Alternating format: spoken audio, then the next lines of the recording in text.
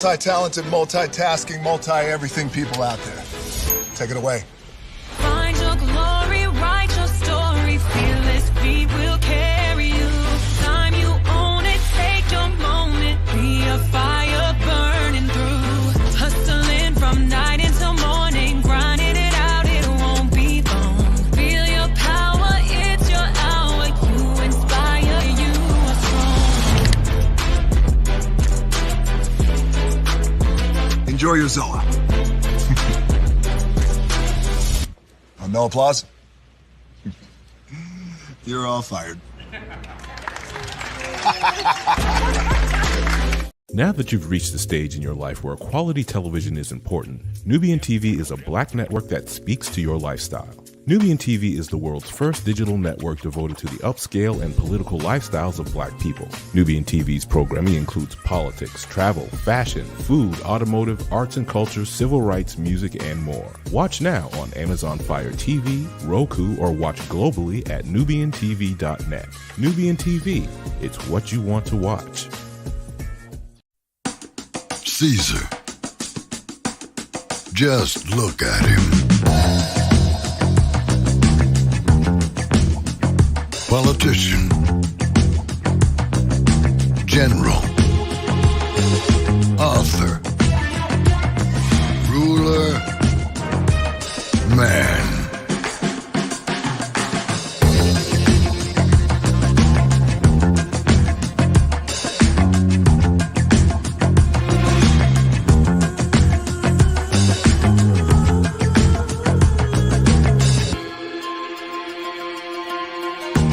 Legend has it, he's not only stared into the belly of the beast, he's had it for dinner. Here he's free to relax, or party, or relax, or party, or relax, and party. His is a world of opulence, excess, and the occasional impulse buy. Not one to rest on his laurels, he's famous for ushering in a new age of entertainment. So, for anyone seeking a place where the sun never sets on a good time, all this awaits. I am Caesar, and I approve this palace.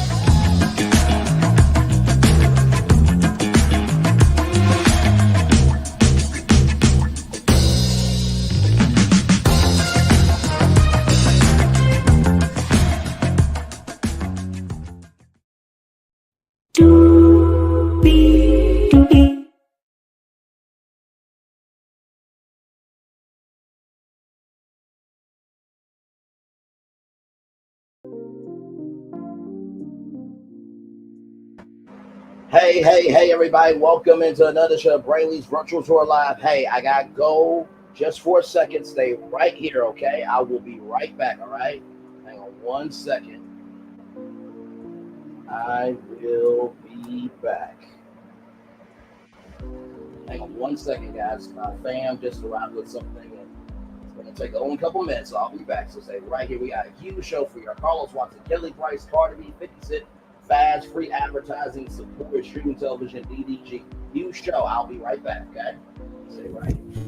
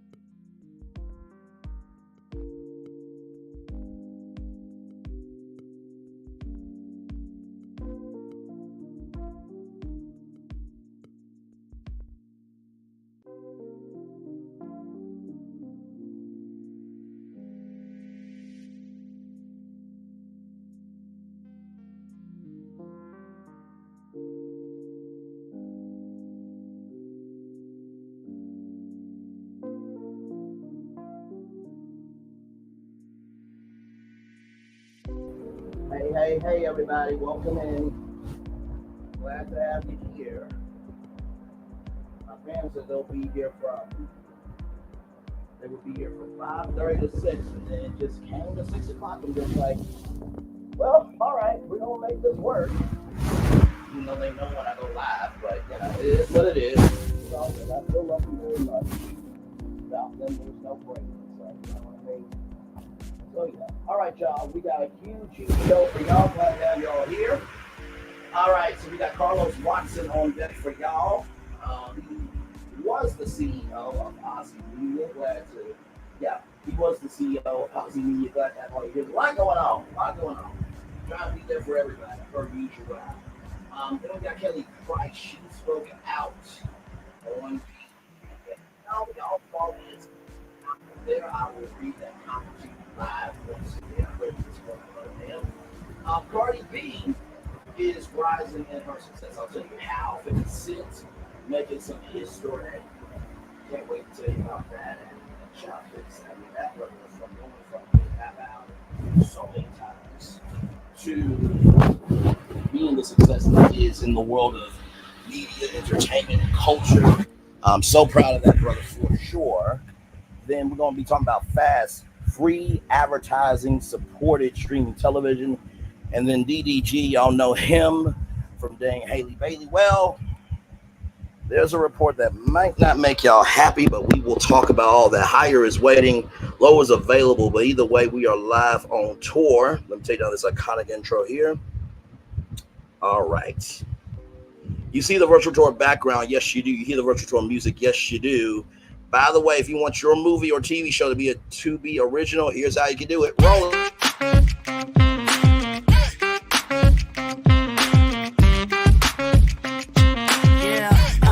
Yeah, we hustle all day. Yeah, we're working, let me play. You know me, work real hard, now we're ready, let's play. Hey, hustle up, yeah. Ready, set, let's go, yeah.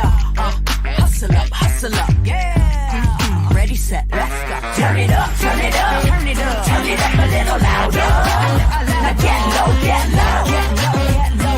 come on, yeah, drop it to the floor. Turn it up, turn it up, turn it up, turn it up a little louder.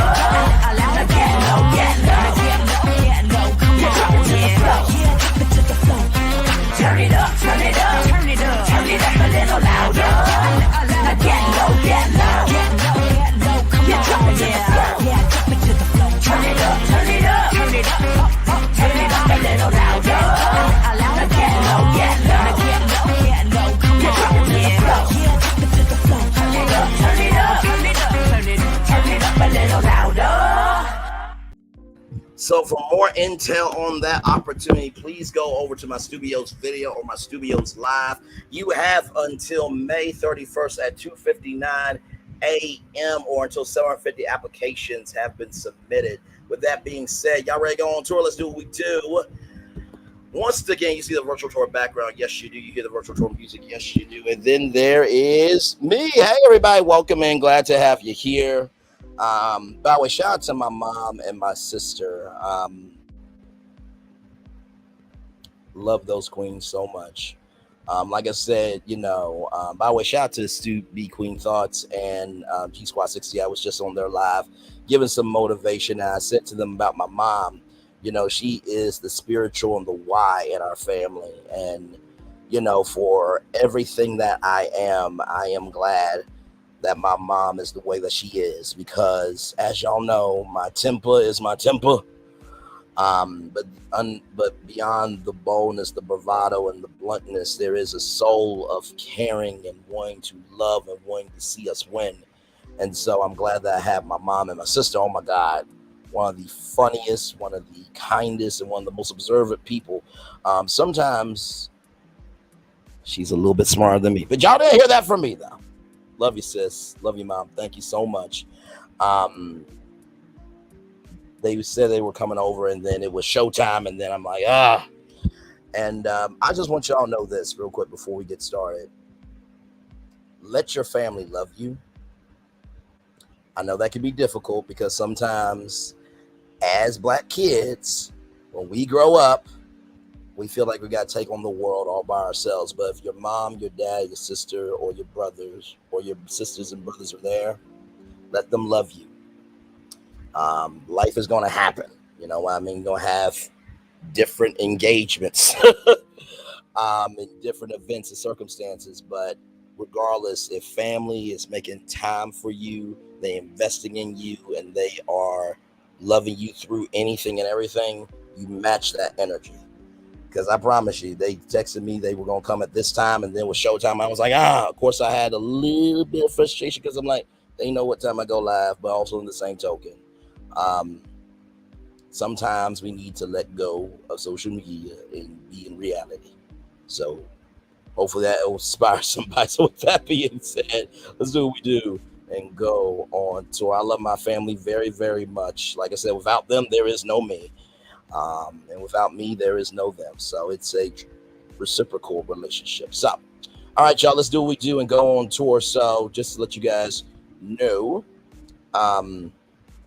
this person right here, let me bring this up here. This person right here is Carlos Watson. That's Carlos Watson. He was the founder of Ozy Media, leaving federal court in Brooklyn last year after his arrest on fraud charges. So this is the story here. I think we're able to read it. Hang on.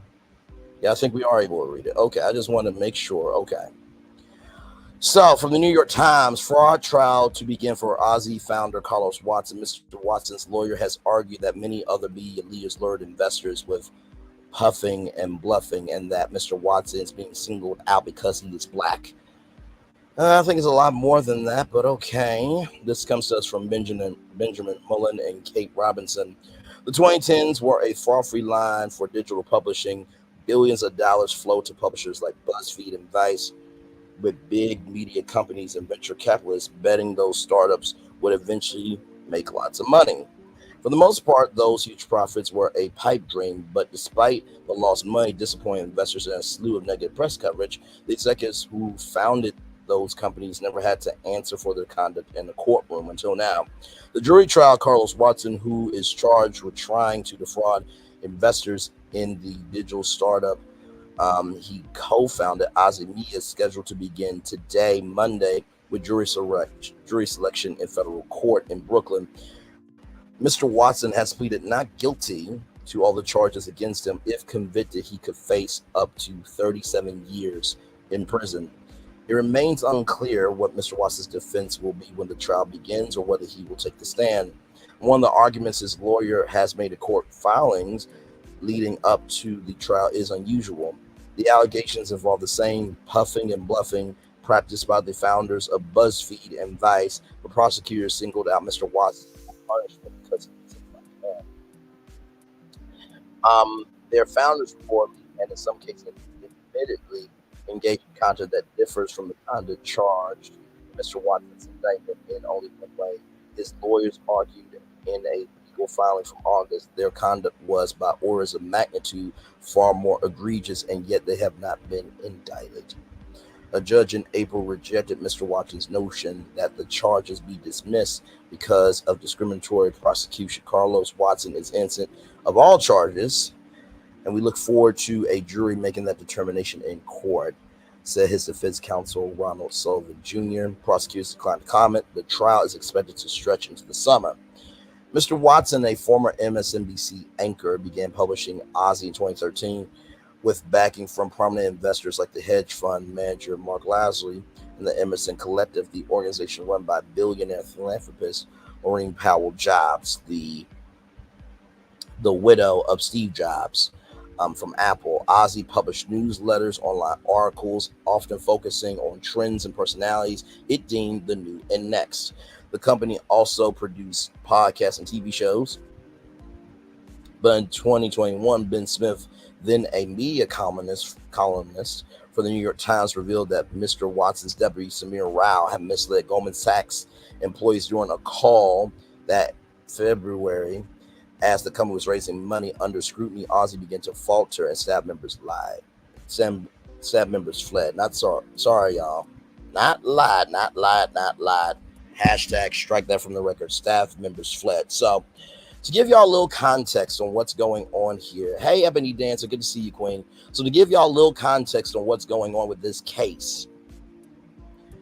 So when you are a media company, or when you're any type of company, you go into trying to get funding for your company, there will be multiple calls. There will be multiple investment calls. And so on one of these calls, I think it was close to the end of these calls. And I think it was one of the final calls where Goldman Sachs were about to decide, was it going to be a yes or was it going to be a no? Samir Rao, the chief operations officer of Ozy Media, impersonated YouTube. I hope you're listening. Have forgot about that stupid ass decision of striking me for a link. Samir Rao impersonated a YouTube executive. I'm gonna say it again. He impersonated a YouTube executive. So after that, Goldman Sachs did not invest the amount of money that they were talking about in these talks, but they still invested money. So apparently Samir Rao was going through some mental health issues at the time, and that's what Carlos Watson said. So with that being said, some of you guys may not know what Ozy is, so I will bring up Ozy Media in case you guys need to know Ozy Media.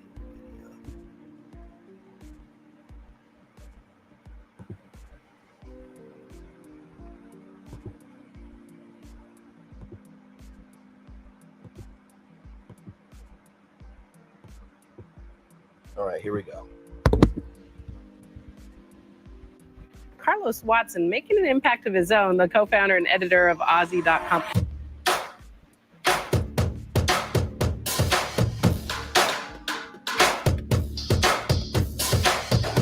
Where do you see yourself now? That's what I ask myself. When you get dropped from a record company, all the other labels are like, all right, well, something's wrong.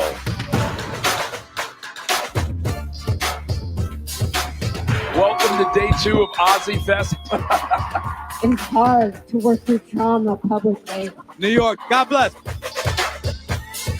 We have to reclaim ourselves, reclaim the power of who we just are.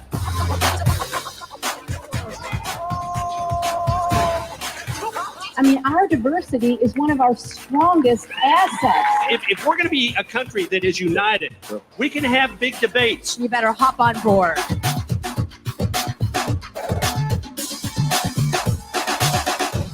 So that is Ozy Media. Hang on, I'm just trying to make sure that this is the right promo because I want to get y'all up to date with what is going on here with this. Hang on. Give me one momento. And, you know, Ozy Media was a very big company. I told y'all before I was on with Carlos Watson for the presidential town hall. So after Joe Biden and Kamala Harris won, I actually got to be on with Carlos Watson and many, many other great people. So let me see here, Carlos Watson show promo.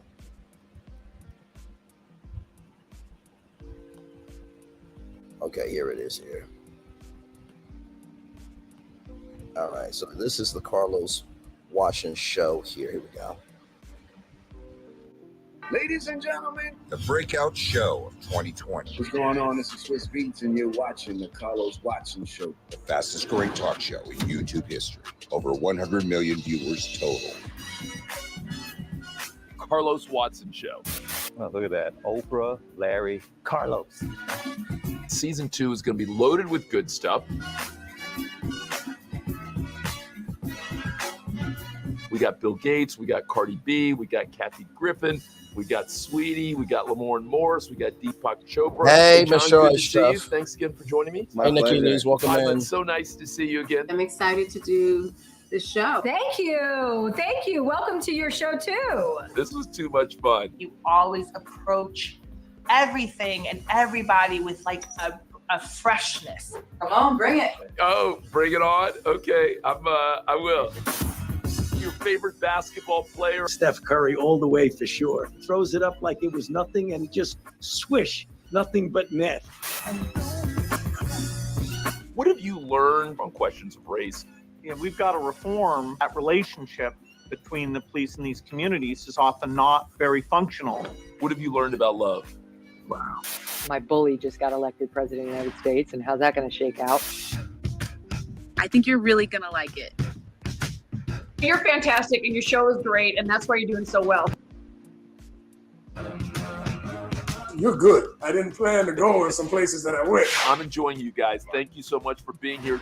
Hey, tune into the Carlos Watson Show. It's like no other. You're going to enjoy it every weekday on YouTube. So that was the Carlos Watson Show, and one of the biggest things that they did was the Ozy Dream Awards. Now, there is a scandal with this because when Ozy Media disbanded, there was no update on the students who applied and who won their $10,000. So if you guys need to know more about this, because once again, I was, oh my Lord Jesus, the media nerd of social media, bringing it in per usual.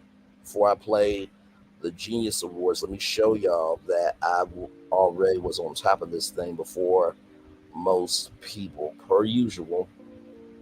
Did with the Never Ever Mets, did it with Studios, did with the Tyler Perry Dreamers program, although I should have made a video for that, but it is what it is. Let's see here. Let me see.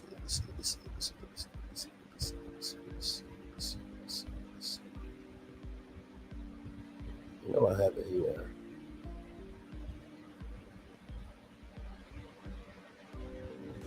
Give me one moment, y'all, because I know I had it.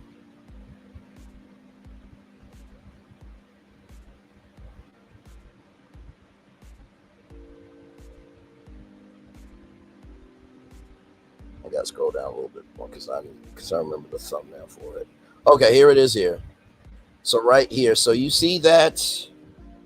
Hang on. So right here, Ozy Media versus Ben Smith and BuzzFeed lawsuit, projection versus reality. I broke all that down in that video right there. So if you want more intel, go on my YouTube channel right there. I've covered it, all of it for you guys there. So here is the Genius Awards. You have what it takes to become the next Ava DuVernay, the next Bill Gates, maybe the next Oprah Winfrey. Well, here at Ozy, guess what? We want to help you launch your own dream journey. We call it the Ozy Genius Awards. Now we're launching a new season of this terrific scholarship. Thank you, Miss Cheryl H. Duff. Thank you. In hopes of providing 10 new college students all across the country with up to $10,000 each to help bring their big ideas to life. I'm still learning. Some of the greatest inventions and brightest geniuses, they broke through because they had an angel behind them. We want to be that angel for the geniuses of tomorrow. Now, Amanda Gorman, who rocketed to national acclaim after performing her wonderful poems both at the inauguration and later at the Super Bowl, she was a recipient of the Ozy Genius Awards just 4 short years ago. So we invite you to share your biggest and boldest ideas, and we'll help give them wings. Because supporting your brightest idea today will unlock a brighter future for all of us tomorrow. Let's go do it. Bring the action.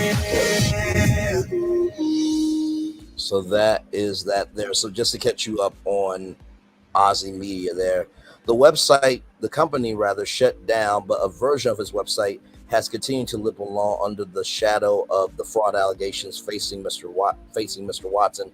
Mr. Watson was arrested in February of 2023 and charged with fraud and aggravated identity theft. Now, Destiny Payne Williams, is Carlos Watson your uncle? I'm sorry. That was too soon. I'm sorry, Destiny. Actually, no, I'm not, because you got yourself arrested before stealing, utilizing, and not being responsible for signing your ex-husband's name on a utility contract without knowledge. So I didn't do it. You did. So what you want me to do? So with that being said, in the indictment filed in U.S. District Court in the Eastern District of New York, prosecutors detailed how Ozy started to take on debt in 2018 as its funding was running out and its digital media business failed to bring in enough revenue. Federal prosecutors said that From 2018 to 2021, Mr. Watson, along with Mr. Rao and other executives, tried to bring in more money by misrepresenting Ozy's financial results, funding, and audience data or data to investors and lenders. Mr. Watson knowingly inflated revenue numbers to investors and potential investors numerous times, the indictment said, and gave misleading information about participants in a financing round. Virtually all the money raised in the Series C round, about $13 million, was raised through the misrepresentations about Ozy. The complaint said prosecutors have argued that Mr. Watson forged a contract for a second season of an Ozy show to try to get a bank loan, prompting Ozy's chief financial officer to resign and write to Mr. Watson an email. This is illegal. This is fraud. So to his attorney, I don't think it's because he's black. It's a little bit more than that. The indictment said Mr. Watson had instructed Mr. Rao to impersonate a YouTube executive, because here it says an executive. No, it was a YouTube executive. In the February 2021 video called trying to secure a $45 million investment. After the call, the potential investor contacted the person whom Mr. Rao had impersonated. Unraveling the ruse, prosecutors say Mr. Watson claimed at the time Mr. Rao had suffered a mental breakdown, like I told you guys, and had acted alone. Mr. Rao and Sue Han, a former Ozy chief of staff, pled guilty last year to fraud charges. Foster Kamer, a digital media veteran who has been involved in several startups, said the actions that Mr. Watson was accused of committing were far different than the overly optimistic projections that many executives and investors made in the digital media go-go years of the 2010s. The other media leaders and investors had a financial euphoria on par with Beanie Babies, tulips, and meme stocks. Mr. Kamer, who is the editor-in-chief of Futurism, a news website. But you can't impersonate executives on conference calls. It's pretty cut and dry.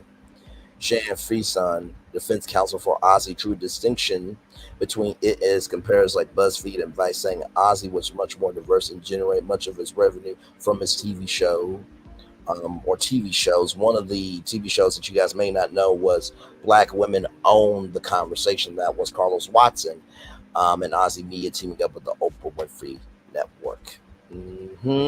You nerd, here for you all the time. And events and digital newsletter businesses, they really did have a different business model altogether, Ms. Fritzen said. In December, Mr. Watson sued Mr. Smith and Mrs. Smith's current company, Cinfor, as well as BuzzFeed, his employer, before the Times. In his lawsuit, Mr. Watson says Mr. Smith was made privy to information about Ozy in his role as the top editor of BuzzFeed News after the two companies discussed a deal in 2019. So basically, BuzzFeed, hey, Nikki News. I'm not doing this with y'all tonight. Thank you so much, Nikki News. Love you for that. Thank you. LaDon, hey. Oh, my Lord. I'm not crying with y'all tonight. Nope, not doing it. Nope, not doing it. Hey, Veronica, welcome in. Hey, G Squad, welcome in. Glad to have you here. Yes, indeed. That was okay. Thank you, Nikki News. Love you right back. Not doing this with y'all. Anyway, let's get back on this story. So to let you guys know, like I said, yep. So right here in this video, right here, the Carlos Watson Ozy Media lawsuit, Ben Smith BuzzFeed lawsuit, it talks about how BuzzFeed was potentially going to buy Ozy Media, and that I think Ben would have been co-owner of Ozy Media or something to that degree. So if you want all the intel on Ozy Media, right here is the video to go to. Right here, it's only got 68 views, but I have a feeling that somebody is going to probably see this video and then say, guys, somebody's already talked about it. And when you guys do, please put some respect on my name, okay? Because that one right there, it took a lot of research, it took a lot of hard work, it took a lot of time to bring that live to y'all. See that 3 hours, 50 minutes, and 58 seconds. We almost went live for 4 hours in a deep dive. So let's put some respect on my name. That's all I ask.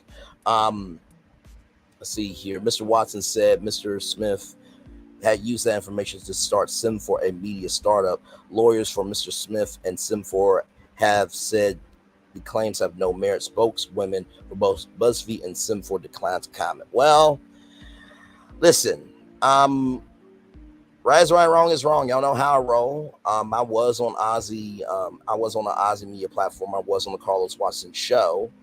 Let me see if I can pull that up, actually, because I've showed the receipt before. It's no problem for me to do it. Let me see live. Okay. Let me go back. All right, so here we go. Just to show y'all, this is what I do. Work on one big bipartisan. We'll come back. It'll be interesting to see where we are 100 days in. I hope for all of us that we're all in a better place, including the vaccine being more effectively rolled out. Thank you to all three of you for joining. All right, let's extend the conversation on the new administration's first 100 days by welcoming a few Ozy subscribers, not those who voted for President Trump, as we talked to at the beginning of the conversation, nor those who didn't vote for Trump or Biden. But this time around, I want to talk to people who did indeed vote for Joe Biden and Kamala Harris. That's right, our viewers join the conversation now. Tanisha Matthews, Hunter Griffin, and Braylon Lee, welcome to the show. Good to see all of you. Good to see you, Carlos. Good to see everybody. Tanisha, I'm going to start with you. Where in this wonderful country are you today? I am in Atlanta, Georgia. She is really cool people. Me and her still talk from Georgia's time been to time. doing a lot of work. You guys have been busy. You guys didn't go to sleep after November. I could guess, Tanisha, but I want to put it in your words. Give me 30 seconds. How are you feeling today on this day of inauguration? Oh my goodness. Today, it was very heartfelt. You know, I feel inspired by Biden and Kamala, you know, just everything. No. So I'm glad you asked that. So no, the Tubi submission was the thing that I showed you guys in the Studios video. This is the Carlos Watson show. So I was on with Carlos Watson. So the person that I just talked about, who has started his trial on identity, on fraud and aggravated identity theft. Carlos Watson started his trial today. So I just wanted to show you guys that I did not know any of this was going on, because I was actually trying to work with Ozy to maybe get in the door and maybe have my own show. But hey, God does everything for a reason. So we've been through over the last 4 years. And, you know, it's just been surreal for me being an African-American woman. It's just seeing firsthand just the hate and everything that has welcome transpired. in. But I'm very optimistic, you know, about everything moving forward. You know, I just want to see this country unify and us just getting back to some type of normalcy of being decent and respecting each other and just showing love to each other. Hunter, where are you right now as we speak? Where in the country are you? Hi, Carlos. Thanks for having me. I'm here in Phoenix, Arizona this afternoon. So we focus on swing state people here today. So you and Tanisha both are responsible for part of that Biden victory. Hunter, what are you seeing there in Arizona, which was another tight race decided by only a few thousand votes? Hunter was really smart too. Frustration? Does it feel divided when I know we obviously are kind of all being a little bit COVID restrictive, but what are you feeling there in Phoenix, Arizona? Here in Arizona, when it comes to COVID, we've been pretty relaxed about that. That's just our libertarian leanings. Really, the thing to pay attention to is our GOP at the state level. We're starting to see a lot of the infighting and a lot of the questions of which direction are we going to go in as a party. So watching the Republican Party there and kind of their talking points is going to be pretty interesting as far as moving forward. And Braylon, where are you as we speak right now? Well, I am in Kent, Ohio, but before I say my answer, I just want to say to Ali and Robert and to you, thank you guys for your kindness, your graciousness, and everything. I know I don't have to be here, so the fact that I'm even here, I definitely appreciate it. So. You were kind to say that, and you were kind to be here, and we're lucky to have you. So thank you for joining us today. I'm an Ohio native. I was born in Cleveland, Ohio. So there you go. There you go. Braylon, so where is your head and where is your heart right now? What would make you feel good about Biden's first 100 days or his first year? What would tell you that things were on track? I always say planning is one thing, execution is another. So I think the planning, the execution, and the engagement, I think those are going to be the three things that are going to really tell me that they're moving forward, because you can have an administration that does a lot of things, but if you're not engaging with the people that are going to be affected by the things that you do, it's not going to work. I have a quote that says, anybody a present to entertain you, it takes somebody to be a gift to bless you. So we have to get past being entertaining in these temporary gifts and get to the point of being a gift where when we give something to somebody, actually blesses them, not just for a moment, but for the actual experience of their life. So come on, Braylon Lee, on a national platform. Come on here. President Biden, one of our early contributors pointed out that he's extremely experienced, which was French for he's a little bit older than many of our presidents. He's the oldest ever elected president, 78 years old. Obviously, the Speaker of the House is in her 80s. The leader of the Senate is in his 70s. Much of the Supreme Court is in their 70s and 80s. Is there any part of you that, even though you voted for Biden, has some concern about his ability to handle such a rigorous, aggressive job? I mean, you saw Bill Clinton today, who's younger than Biden, kind of taking a nap, in the middle of an inauguration. And so, it's a real thing. Is there any of you that's got any hesitations when it comes to the new president? I would say I have faith in him because he does have the experience. He's been on the Hill for many years, I would say, and it's a lot of, individuals around him that can assist him and help him with plans moving forward. But, I would say a lot of the individuals there are kind of on the older side. So it would be nice, I guess, sometime in the future to see younger individuals there, who have more ideas, moving forward, I would say. Yes. Thank you. Well, Tanisha, Hunter, and Braylon, I'm going to let all of you go, but I'm very appreciative of your time. What an important conversation. I hope that you will stay in touch. And I may ask you to come back 100 days in, because we may do a 100-day check-in, and we may see where the new president, the new vice president are then. Thank you all, Braylon, Tanisha, Hunter. Be well, be safe. Have a good January. Absolutely. Looking forward to it, Carlos. All right. So, I just, and when was this video done? This was 3 years ago, January 20th, 2021. I just want to zoom in for all the haters in the back, saying Braylon's this, and that, and the third. 3 years ago, ladies and gentlemen.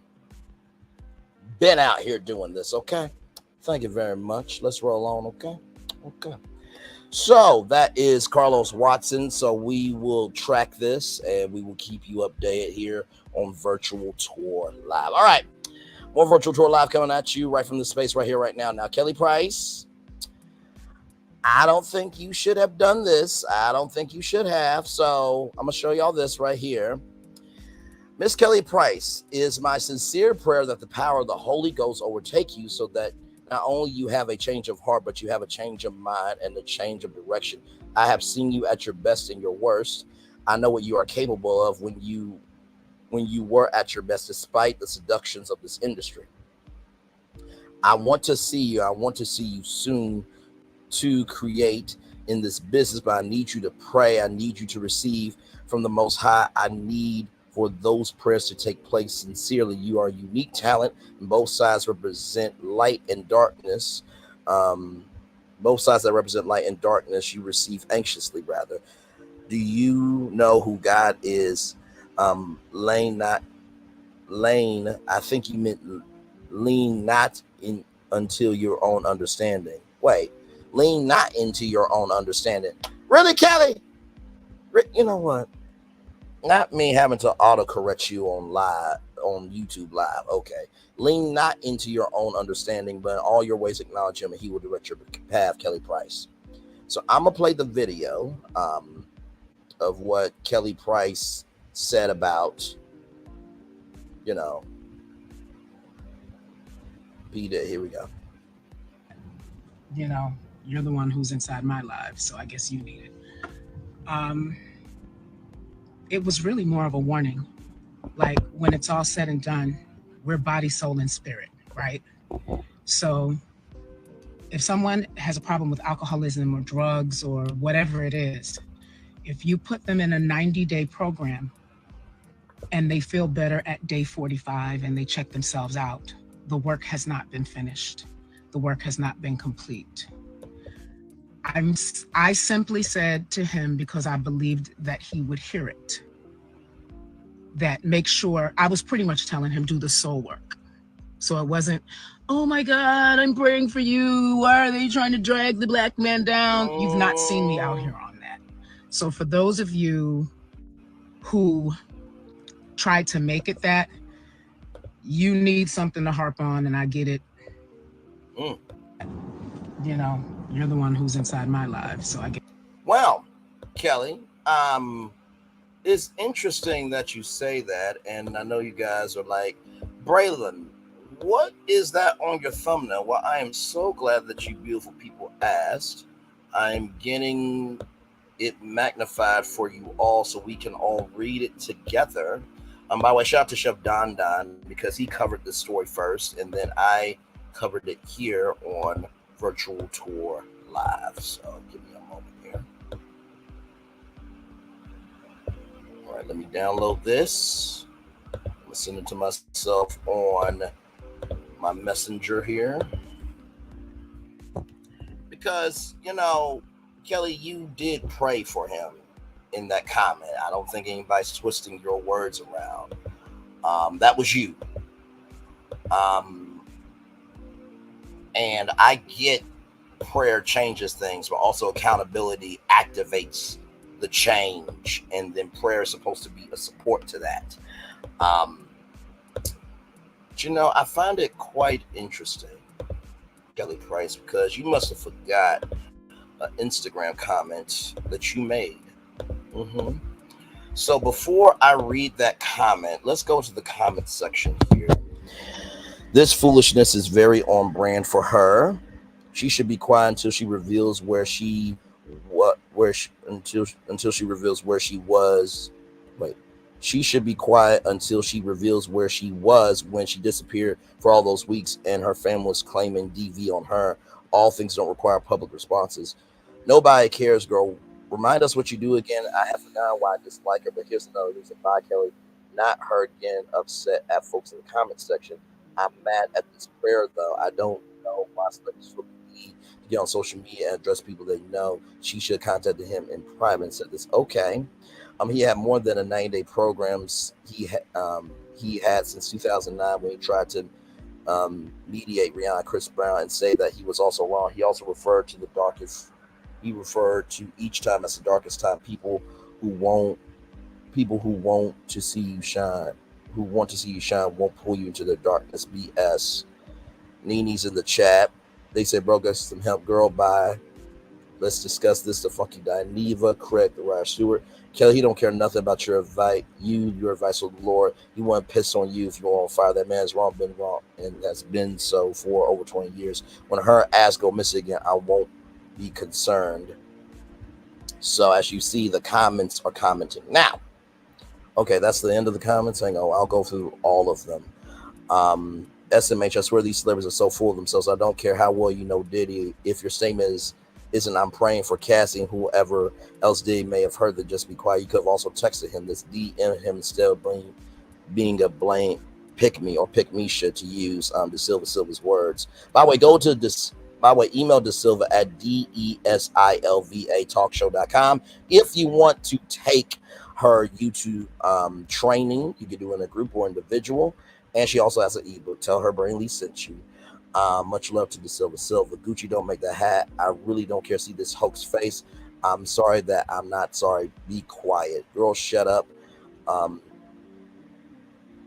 shady eye emoji or, staring eye emoji, vomit face, then vomit out face. Find Mr. Big. Maybe he can help you understand what's going on. Her attitude is so stank, girl, but I feel like all the weirdos are showing up and showing out. We want you to go away. It's amazing how women are so sick that something like this can happen to another woman. Sympathize with the man. Kelly Price, go back in like 5 big or something. Now, I'm going to let y'all see this real quick before I read it. So y'all seen it, right? Okay. So I'm going to zoom in just a little bit and I'm going to read it. Now realize now, she misquoted a scripture. Okay?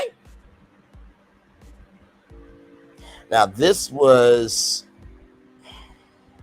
let me show y'all that I covered it before, because some people they will say, well, Braylon, you're doing the most, this, that, and the third. Well, okay, maybe listen, I may or may not be doing the most, right? That could be very well true. Hang on, y'all. I'm trying to get my stuff together here, because this is a touch screen. Hang on. There we go. Okay, let me go back to live. Let me show y'all that I am not playing when I say I've been over here doing my own ish. Okay, show y'all that. Hang on.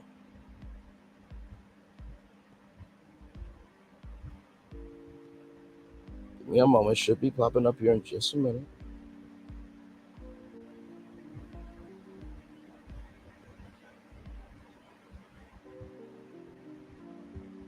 Should be coming up here.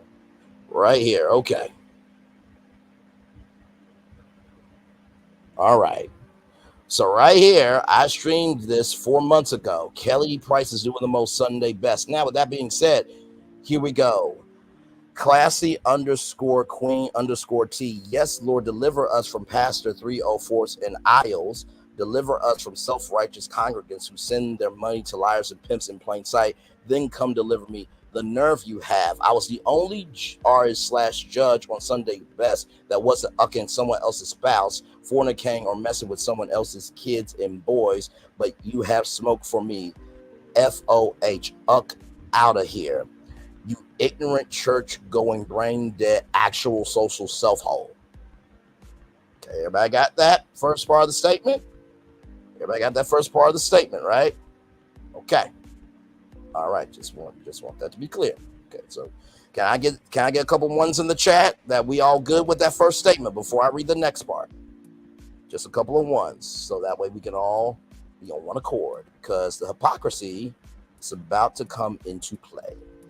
Now realize here, she says, my sincerest prayer that the power of God overtake you, so you will not only have a change of heart, but a change of mind and a change of direction. I have seen you at your best and your worst. I know what you're capable of when you were being your best, despite the seductions of this industry. I want to see you soon to create in this business, but I need you to pray. I need you to receive from the Most High. I need for those prayers to take place sincerely. You are a unique talent, and both sides that represent light and darkness you receive anxiously. Do you not know who God is? Lean not into your own understanding, but in all your ways acknowledge him, and he will direct your path. But what Kelly Price said here, lean not until your own understanding, but in all your ways acknowledge him, he will direct your path. By the way, one more thing. That says Miss Kelly Price, right? Don't you have a husband? But yet you said on a Instagram live that you could tell about some of the bishops and pastors that have asked you to sleep with them, right? But yet you have a husband? Okay, cool. All right. So let's roll. So we got the ones in the chat. Okay, let's roll on with the second statement. I realize she just prayed for P Diddy. Let me zoom in. Okay, here we go. I am a child of a preacher 3+ generations, and I have no desire to be named among the gospel community. But yet you just prayed for P Diddy, though, right, Kelly Price?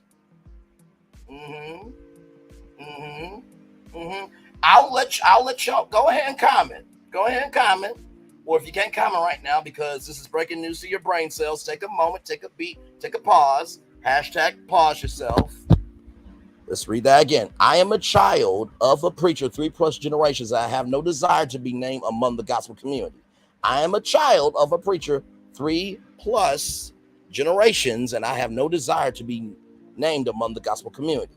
Wonder why you don't, because you already know what it is, and you are content to be a part of the cover-up that has been happening for generations. My advice, get off my page now, or prepare to have me tear you a new one every time you are stupid enough to come to my page with your self-righteous petty.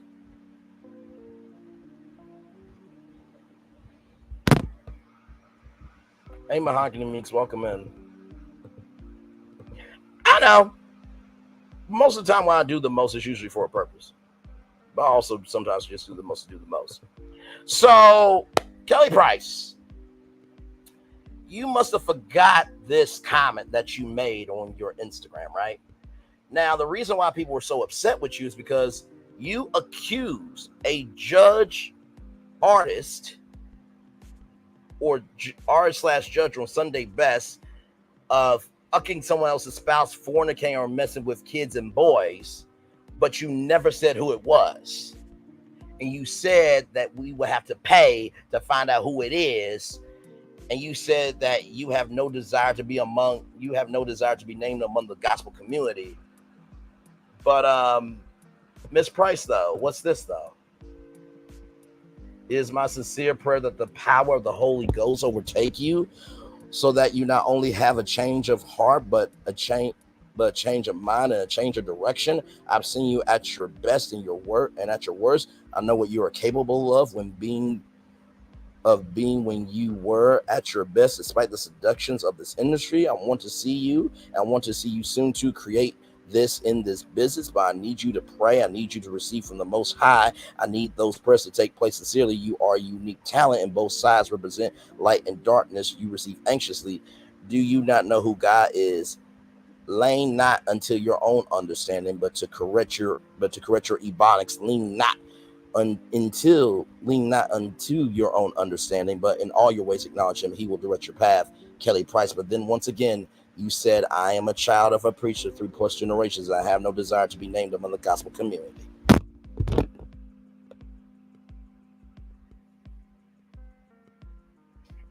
I'll wait for y'all to respond. I'll wait. I mean, just, oh, my Lord Jesus. Factual information coming from Braylon Lee once again. I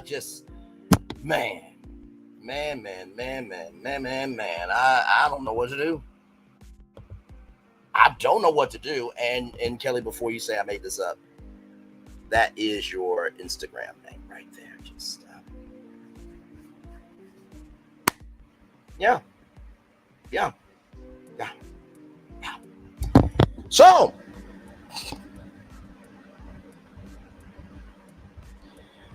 Kelly must have been on the juice when she wrote that. I'm just saying she will be called by the authorities to explain her text. This is the land of laws that protect children. It's coming for you, Kelly. Absolutely. So you forgot this receipt, Kelly, because you praying for somebody that DV'd a black woman, but yet you did not speak on who allegedly did this, and you knew about it.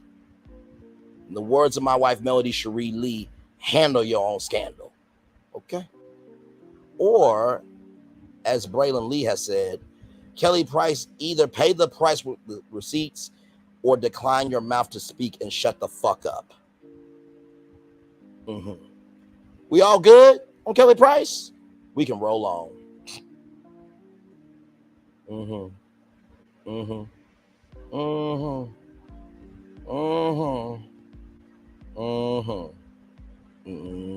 All right. More Virtual Tour Live coming at you right from this space right here and right now. Jasmine Brand 365. By the way, y'all, if you're wondering why the Jasmine Brand 365 looks new to you, that's because it is. The Jasmine Brand, their original account got disabled and they were at 900,000 subscribers, so they are starting over again. So if you missed the Jasmine Brand, it's the Jasmine Brand 365 THEJASMINEBRAND365. Just to let y'all know. Cardi B's Whip Shots secures distribution deal with Kroger that will place the products in more stores this year. So the new deal will go into effect fall of 2024 with the potential for Whip Shots to be present in 57% of Kroger's Spirit licensed locations by the end of the year. Congratulations to Cardi B for that success right there for sure. So we showed Whip Shots before, but we will show it again. Here it is here. You can whip it, you can sip it, you can lick it. You can also eat it too. I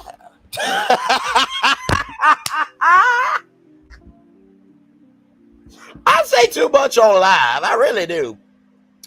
Lord help me. Anyway, but yes, this is Whip Shots. It's a great line, you know. It's a great line, you know. 21 and older, ladies. 21 and older. So they have lime. It's over 21. They have lime. They have lime. You see there, that's Cardi B there. Yes, yes, they do have lime. They also have vanilla. So awkward. This is so damn awkward. They have vanilla. Yes, they do. Yeah. They have vanilla. Yes, they do. I love how this is just funny for both of us right now, you know? It's just funny to be funny, you know? So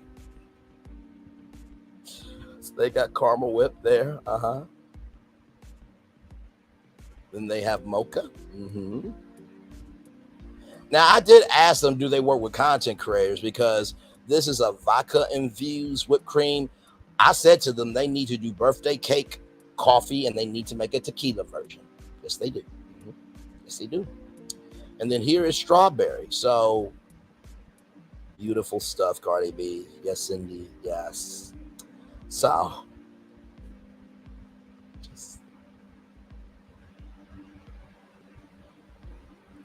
anyway, no, she cannot. She cannot sing her. She cannot sing her way out of this with Kelly Price now. What did I do? I'm just promoting Black excellence. That's all I'm doing.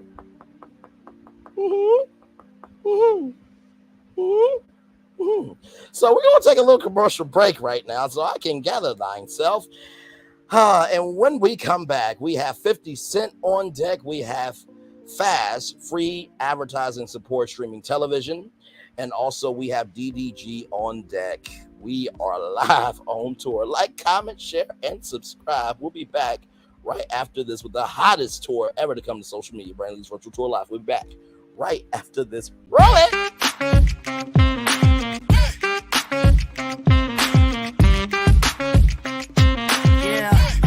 Yeah, we hustle all day.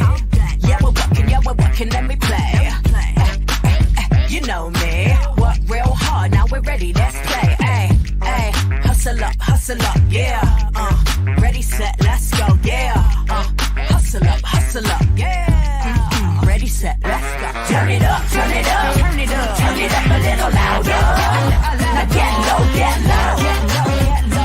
come on, jump it to the floor. Turn it up, turn it up, turn it up, turn it up a little louder. Now get low, come on, jump it to the floor. Turn it up, turn it up, turn it up, turn it up a little louder. Now get low, come on, jump it to the floor. Turn it up, turn it up, turn it up, turn it up a little louder. Now get low, come on, jump it to the floor. Turn it up, turn it up, turn it up, turn it up a little louder. For Ramirez, Wingstop's triple meal deal. 6 classics, 6 boneless, and 2 tenders with 2 dips and a large fry for just $17.99. Get yours delivered today at Wingstop, where flavor gets its wings.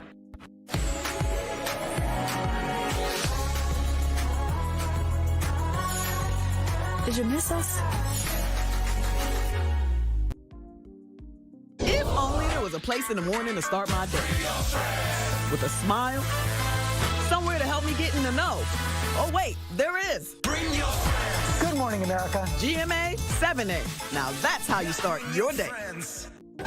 Welcome to Copeland's. Copeland's is not just some fancy place for your big night out. In fact, there's no occasion too big.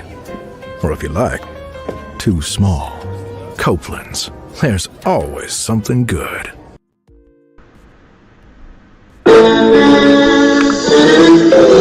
Sweet morning dew, one look at you, and it was plain to see you were my destiny. God, you were found.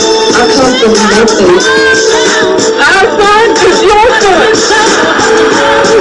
Welcome to the celebration.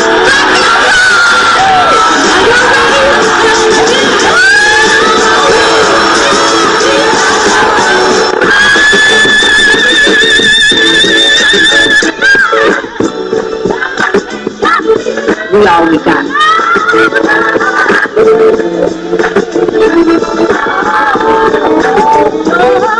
I'll do that. Don't you leave here today with happiness. I want you to leave here with shame.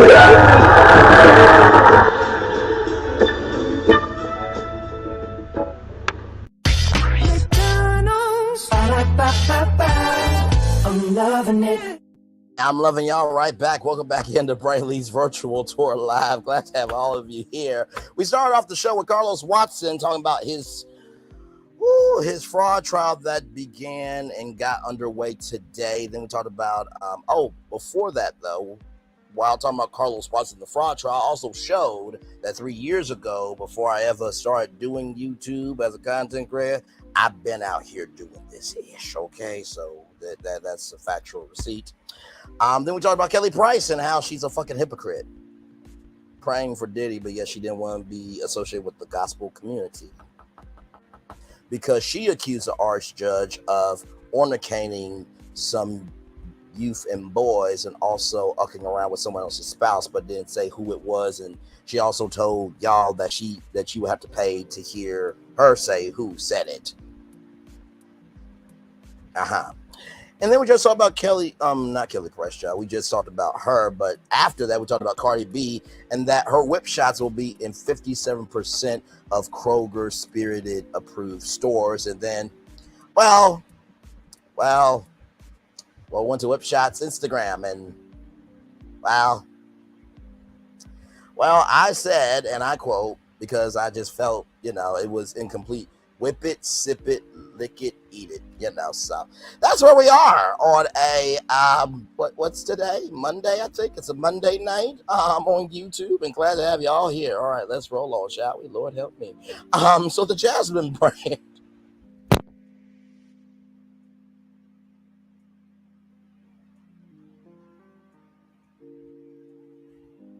Give me a moment.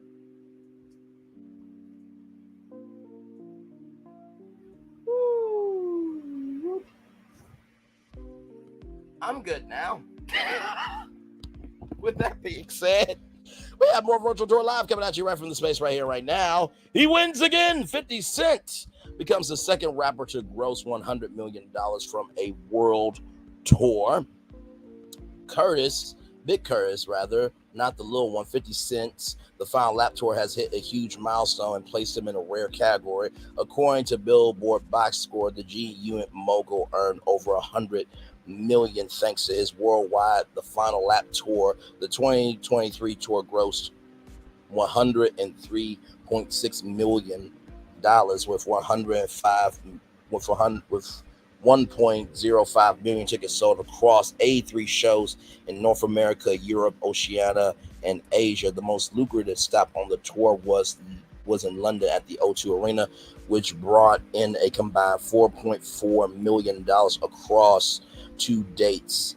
50 is only the second rapper to hit those numbers, with the first being Drake. So, sir, congratulations to you. $100 million from a world tour. Listen, I hope I'm able to do Braylon Lee's virtual tour live on tour and gross $100 million from my mouth to God's ears in Jesus' name. Yes, yes, yes. Amen, amen, amen. Like I said, with 50 Cent, he has become such a TV mogul, such a culture mogul, such a entrepreneur mogul that I'm sorry, like you cannot not respect 50 Cent. Sorry, you just can't do it. You just cannot do it. So, yes, indeed, there. Yes, indeed.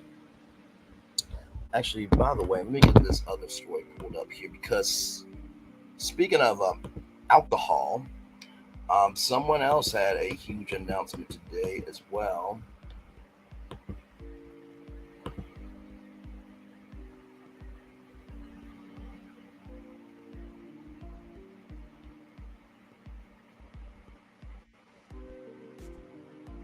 Hang on. Okay, there we go. All right. We'll bring that toward the end of the show. Okay. All right. So we got 50 Cent on deck. All right, y'all. So this is very important because free advertising streaming television channel growth rate slows in the United States as sector matures, but a new report still finds an array of almost 2,000 unique outlets. One of those outlets of free advertising support streaming television is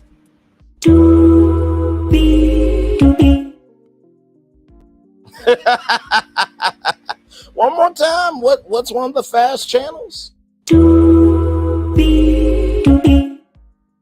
Hey, just one more time, y'all, for the one more time, and then we're gonna get into the story. Hang on. All right. I mean, the show that you guys are watching is a. We're good. I think y'all get the point. Let's roll on. This comes to us from Deadline.com. Exclusive, the growth rate of free ad support streaming television, or FAST, is slowing in the United States, but a new report has identified 1,943 unique findings.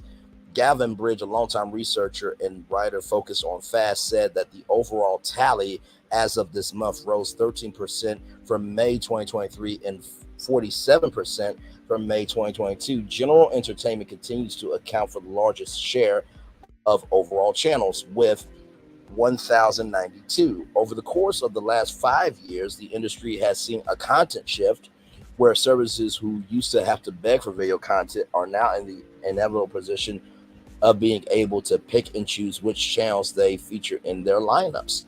The report notes. Make sure, the report notes. Okay. Sorry, y'all. A number of major players in media, including Warner Bros. Discovery, have gotten into the fast game in earnest recently, but they don't account for most widely distributed channels. Now, there's supposed to be WBTV, but no update on that as of yet. Court TV, Forensic Files, Game Show Central, Heartland, LOL Network, from Kevin Hart, and Unsolved Mysteries tied for the widest distribution, according to the report, with 13 platforms. Court TV is owned by Scripps. Scripps also owns Bounce TV. We covered Bounce TV because Scripps may be selling Bounce TV. Yes, indeed. Forensic Files and Unsolved Mysteries by FilmRise, Game Show Central by Sony Pictures, and LOL Network by Heartbeat Productions, which is Kevin Hart's platform. Movies are an increasingly popular focus in FAST, with the category growing 50% year over year to reach 236. Channels with a mix of genres are the most popular, with the report said. Lionsgate Movie Spear one prominent example. The total volume of channels, meaning the overall number carried across all FAST platforms, jumped 74.3% in the same period, which the report said was an indication that FAST platforms view a strong offering of movie channels to be important for consumers. The report analyzed services whose program could be tracked between January 2022 and May 2024. The roster includes ABC through the ABC app, the CW channels, Freevee, which is from Amazon, Google TV, LG channels, Local Now, News by Fire TV, National channels only, Peacock, Fast channels only, Plex, Pluto TV, Redbox, Watch Free, Samsung TV Plus, Sling Free Stream, Star, which was under Sinclair, but I think it has been sold, if I'm not mistaken. It has a new owner. And of course, my Lord Jesus, of course. Of course, Tubi there. VIX, Vizio, Watch Free Plus, and Xumo Play. So the three comments here. Does anyone out there ever ask at what point is it just too much? Now there's more ways than ever to watch three companies reruns and movies like Amityville, Shark in the Tile. I say God bless it.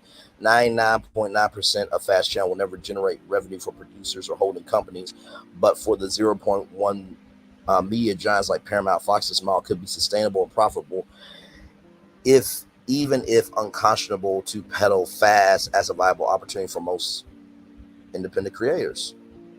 That's interesting. Fast as a viable opportunity for most independent creators. Fast being a viable opportunity for most independent creators. You know, I wonder, hey, Black woman building, good to see you, beautiful. I wonder if there is anybody providing an opportunity for those independent creators, Anonymous. Roll it.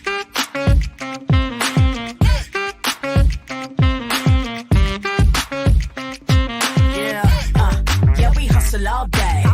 Yeah, we're working, let me play. You know me, work real hard, now we're ready, let's play. Ay, hustle up, yeah. Ready, set, let's go, yeah. Hustle up, yeah. Ready, set, let's go. Turn it up, turn it up, turn it up, turn it up a little louder. Now get low, come on, yeah, drop it to the floor. Turn it up, turn it up, turn it up, turn it up a little louder.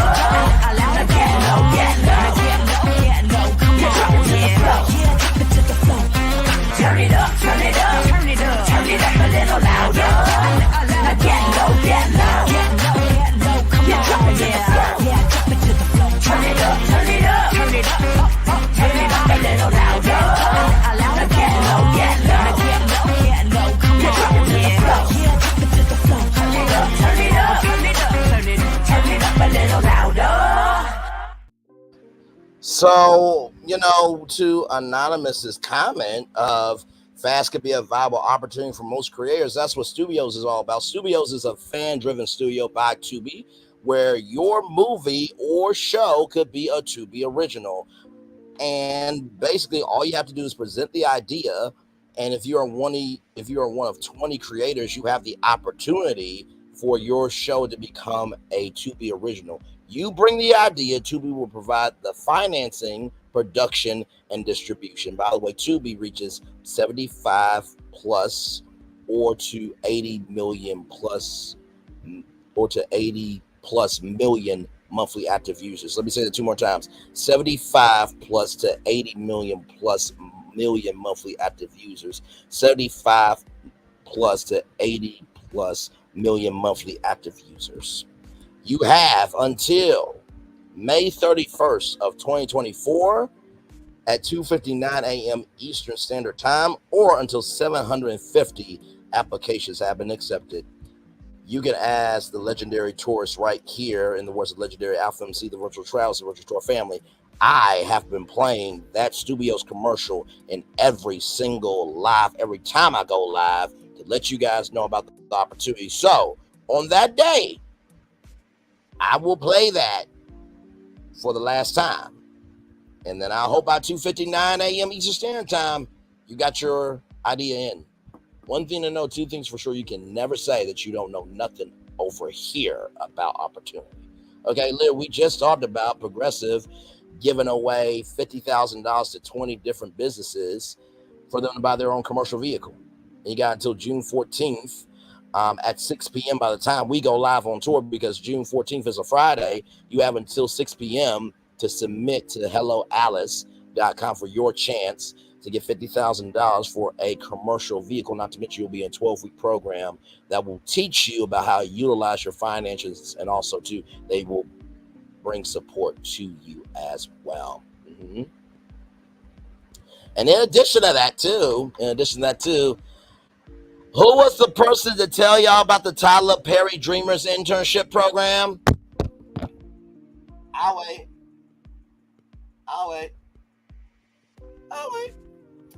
Let me get the link for you. Hang on.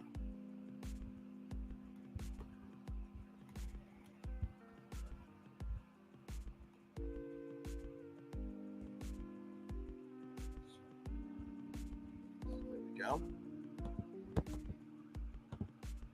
So here is the link for you. Here's the link for you there. Y'all can never, ever say that y'all don't know nothing about opportunities over here on this channel. Now, you may not know about opportunities on other channels because maybe they don't provide opportunities, but you can't say that you don't know about opportunities over here, okay? Okay, all right, let's roll on, okay, all right. Now, final story for y'all, well, final story for the show, but then there's a bonus story that I saw that I really want to talk about. Media Takeout, now remember, Media Takeout is a grain of salt. Now, you're probably wondering, wait a minute, Brandon, that's DDG. That's our Black Ariel, Haley Bailey. And who is this? I am so glad you asked. I was just as confused as you. I was just as flabbergasted, and I was just as in mental disarray as you. Because if I was DDG, I would rather want her than her. Wait, Bray, did you just say what I think you just said? Yeah, if I was EDG, I would rather want her than her. Right, one more time, just to make sure my brain cells are forming together to have a brain to take in what you just said. Yeah, if I was DDG, I would rather have her than her. With that, let's roll on. Haley Bailey's baby daddy DDG caught cheating with ratchet white girl. Details. Haley Bailey has been open about dealing with postpartum depression since giving birth to her child earlier this year, and now she's about to get a whole lot more depressed. Media Takeout, you're wrong for that. You did not have to add all that. Lord help. Media Takeout has learned that new evidence has surfaced which suggests that he has been cheating on Haley with a very ratchet white girl named Sunny Christina, who is popular on TikTok. Here's what Sunny looks like without filters. Well, I guess anybody can be popular on social media. Let's roll on, shall we? Here's some text messages between Sunny and DDG, where Sunny is seen telling Chloe's baby father that she misses him. Lord help me, not another Jonathan Majors case. Because if we remember the Jonathan Majors text message, it was from Cleopatra. It was a lyric from D'Angelo's "You're my lady, I can't tell by looking at us. I'll pick you up every day from your job with my girl." And Cleopatra, which is allegedly Megan Good, said that I also miss you and wish I was kissing. Let's roll on. One of Sunny's enemies took a screenshot of the messages and posted a caption suggesting that she and DDG had a threesome. This is all alleged. While there is no evidence of any threesome or any other sexual contact between Sunny and DDG, those messages between her and Haley's man look pretty damning. Look, Sunny flexing the DMs with DDG. I guess Desmond was right about having a threesome with him. So let me get this picture up in another tab. So for those of you who are wondering, so on Instagram, there's a thing called vanish mode. You have to pull it up, and whatever you send in vanish mode is in vanish mode. So whatever this photo was, that was, outside of vanish mode. So that is DDG's Instagram picture. That's the spot, laughing emojis, laugh emoji with fire. I miss you. Shout out to Miami Meatballs for getting the intel here. Yeah, no. To get a better idea of how Ratchet Sunny is, here's a video where she is talking. Man, he chose this over Haley, allegedly. Now, I'm going to bring the audio up through here, and we will listen. Sadly. Give me a moment.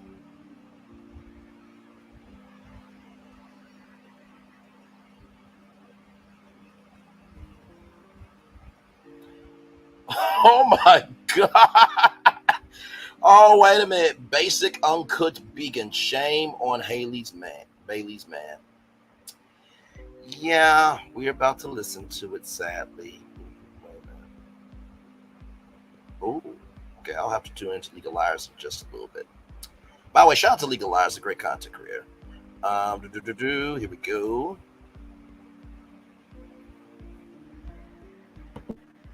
Nope.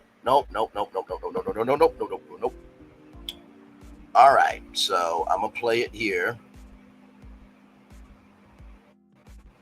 As soon as it loads up.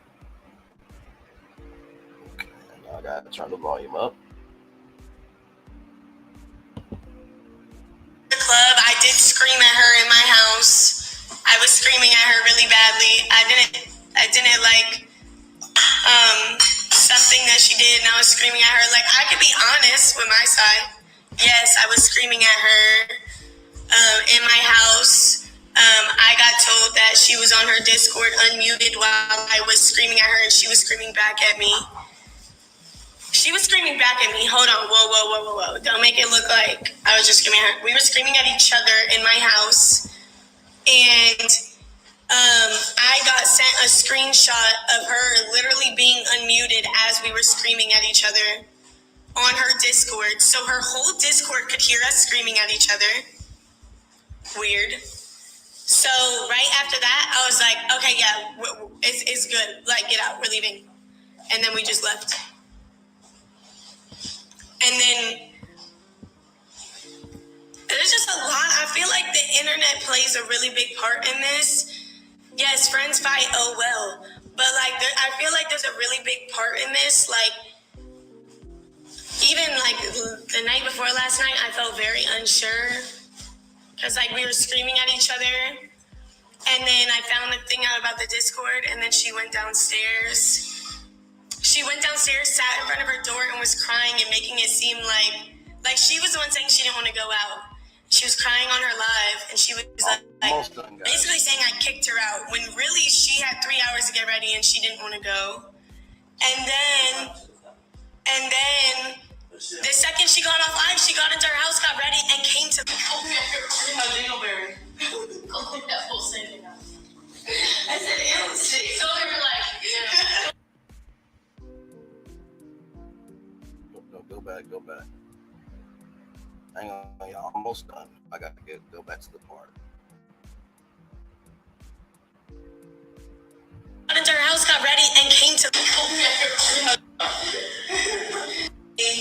No, we are not. No, since people already said it online, no, we are not friends. We will not be friends. I will not be your friend personally again.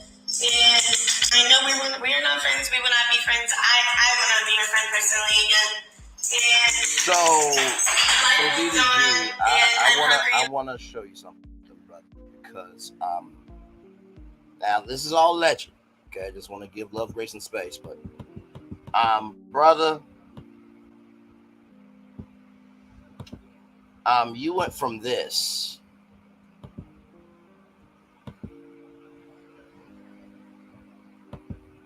okay. You went from this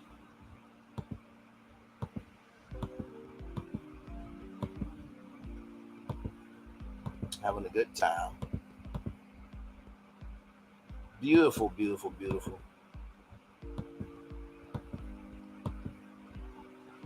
You went from, and then not to mention, let's show our aerial. Okay, let's do that, please. You went from all of this. Okay, you went from all that to this. You better be lucky I'm not famous right now. Because honestly, me and your girlfriend will be on a fucking date right now at Disneyland. And let me just say this, the Mad Teacups wouldn't be the only thing spinning that night, okay? Okay. All right.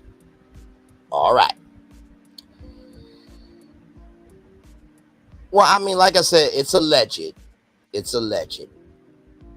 But, you know, listen.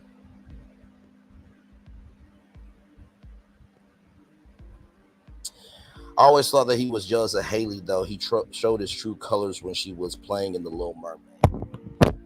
I do want to show y'all something.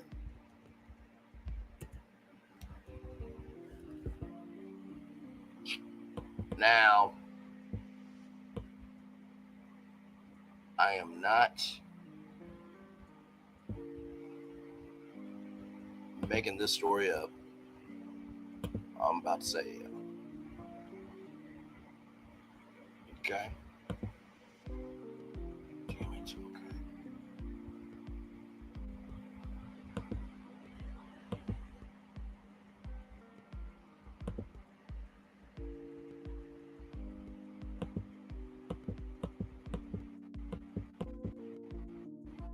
Oh, I got 1 second.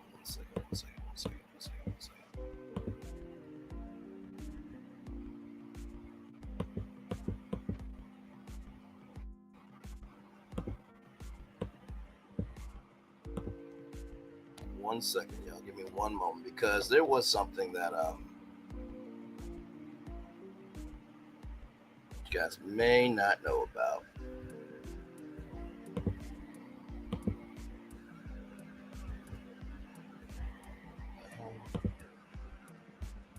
There we go. Okay, give me one moment, y'all, because I just wanna bring this up, because I talked about this in the Onyx collab. I didn't cover this on Virtual Tour Live because I wasn't on YouTube at the time. Give me a moment.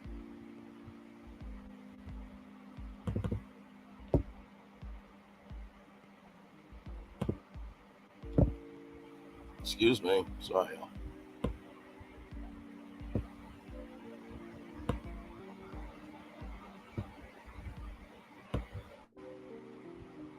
There we go. Okay. Save the option there.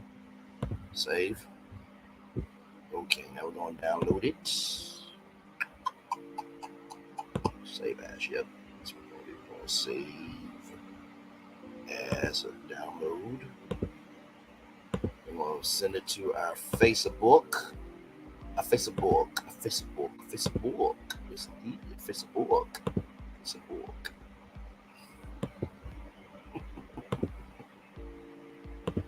All right, so this was said by DDG when Haley and him were dating.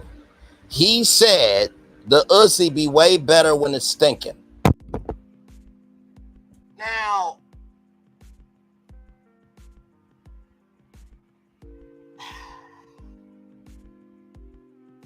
when this was said, I could not believe it. I had to literally go find the intel, and he actually said this on his Twitter. And I'm like, my guy. You do not, under any circumstances, talk about that to the public. No. You don't do that. No. And here it is here.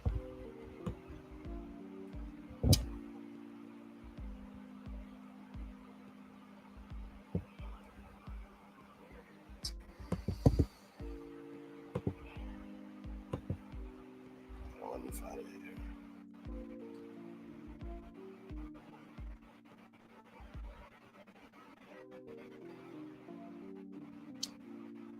So yeah, he tweeted that. I'm just like, you don't do that. You just don't do that, you know.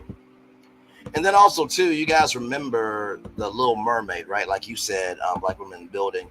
She was taking a picture with her co-star, and looked like a nice picture. Like, Haley just got good energy, and to me, it's like, dude, you got a beautiful queen here. What you doing?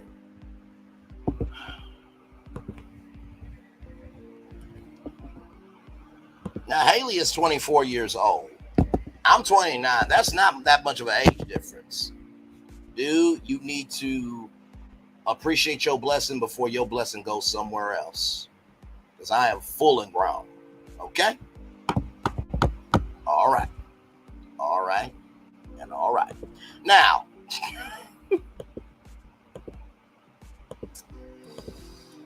oh, my Lord Jesus. Yeah, I think he's jealous of her, but he got her where he wants her. Yeah, he can be immature at times. It's always at her expense. It's always like he's trying to embarrass her. Now, Chloe said y'all need to leave DDG alone. But Chloe, I'm sorry. Like, yo, your sister's baby daddy went from this, okay, went from all of that, to allegedly Chloe to this. I think you would be pissed off too, okay? So with that being said, I do have something really exciting to show y'all. Let me go back. So this happened earlier today. Well, this happened a day ago. Y'all look at this. That bottle right there is her new tequila. Megan Thee Stallion is coming out with a new tequila. She says, Chicago Highs, your chicas is ready. Y'all get to have the first exclusive taste of my new tequila dropping soon. I promise you, if there's a job opening for social media manager, your man, your friend, and family member will be applying. Please understand. I think it was quite shameful, disgusting, and a sad state of affairs that she was walking with that bottle. That was my job. I need Megan's people to call me next time when she needs something held. Because my hands aren't the only thing that can hold things. My mouth can hold things too. My body can hold things too. We can just roll on. Anyway, I'm going to drop the link. You know what I mean? And, yeah, I could put whip shots. Oh, you know what? We could put whip shots in the, in Megan's tequila. I can drink the tequila and, swallow up the whip shots, whipped cream down my throat. Either in a shot glass or off of Megan Thee Stallion. All right, I'm going to drop the link now. I'm going to stop. I'm going to let y'all come up if you got anything to say.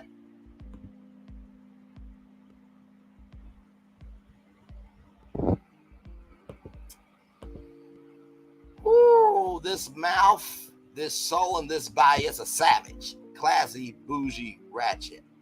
What's happening? Anyway, let me pin this link to the top of the show. I say too damn much.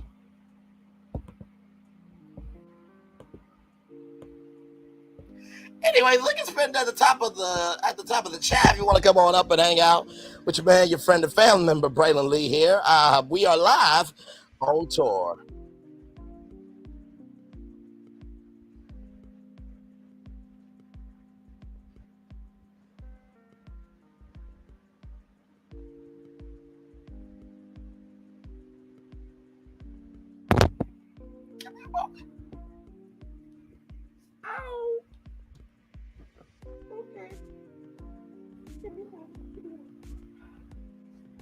Okay, I'm good. Okay, I'm good. All right, now, so at this point of the show, hey, healthcare workers, welcome in. At this point of the show, I'm going to turn off my camera now because we've done the whole show for over an hour.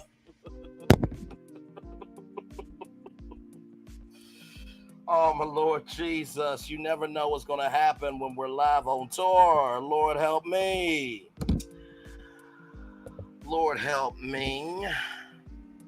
A lot going on in the world today. Carlos Watson started his fraud trial on today. He showed y'all receipt that was on a YouTube channel with 108,000 subscribers. It was a very, very big night. That was the inauguration town hall after show with Carlos Watson.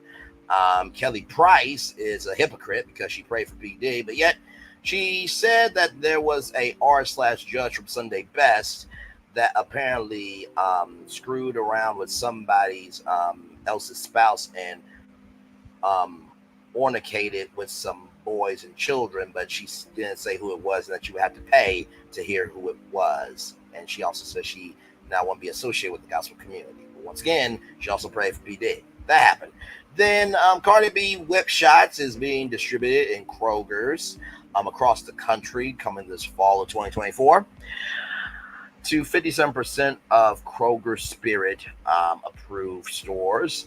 Then 50 Cent is the second artist to gross $100 million from a world tour. We talked about the fast, free advertising support streaming television sector and how it is maturing, which means it's almost at its peak, but it's still room for opportunity. And then DDG, he went from a queen to a princess. And then, of course, Megan Thee Stallion has a new tequila. coming out. And if there's a social media manager job, I will be applying.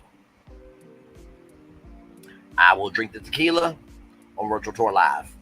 Me drinking Megan, that will be off of YouTube. Okay, all right. Well, there is that, ladies and gentlemen. We are live on tour. Glad to have all you here.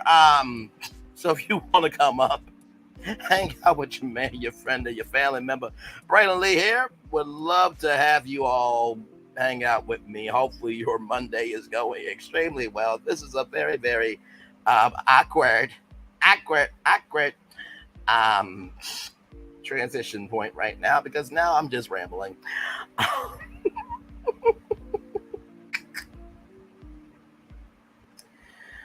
By the way, y'all, if y'all did not see T with the 3 with me, Sassy TV, from the AO3 and Lil Paulette, it was a fun time on Sunday. There was a moment with me and Sassy that if you go to Lil Paulette's channel, you will if you go now and watch it and come back, you'll probably have some words for me, and I will take those words in just. So it was a very funny unscripted moment. So just doing what I do. Yeah, it was crazy. I was on T Talk's page. Then I was doing the Never Ever Mets with Gigi Nan, and Josh came on.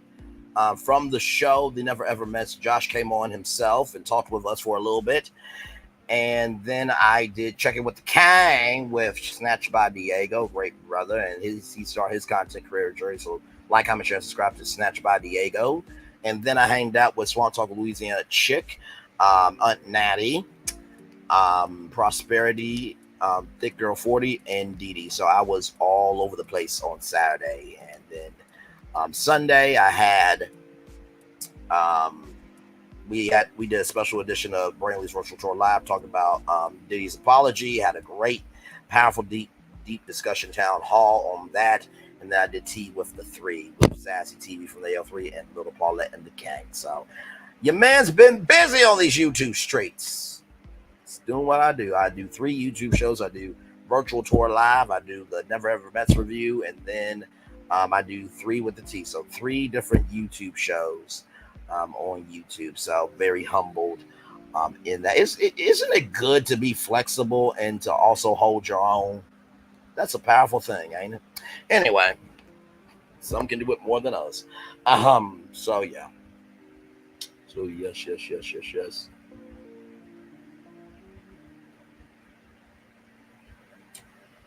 Yes, indeed.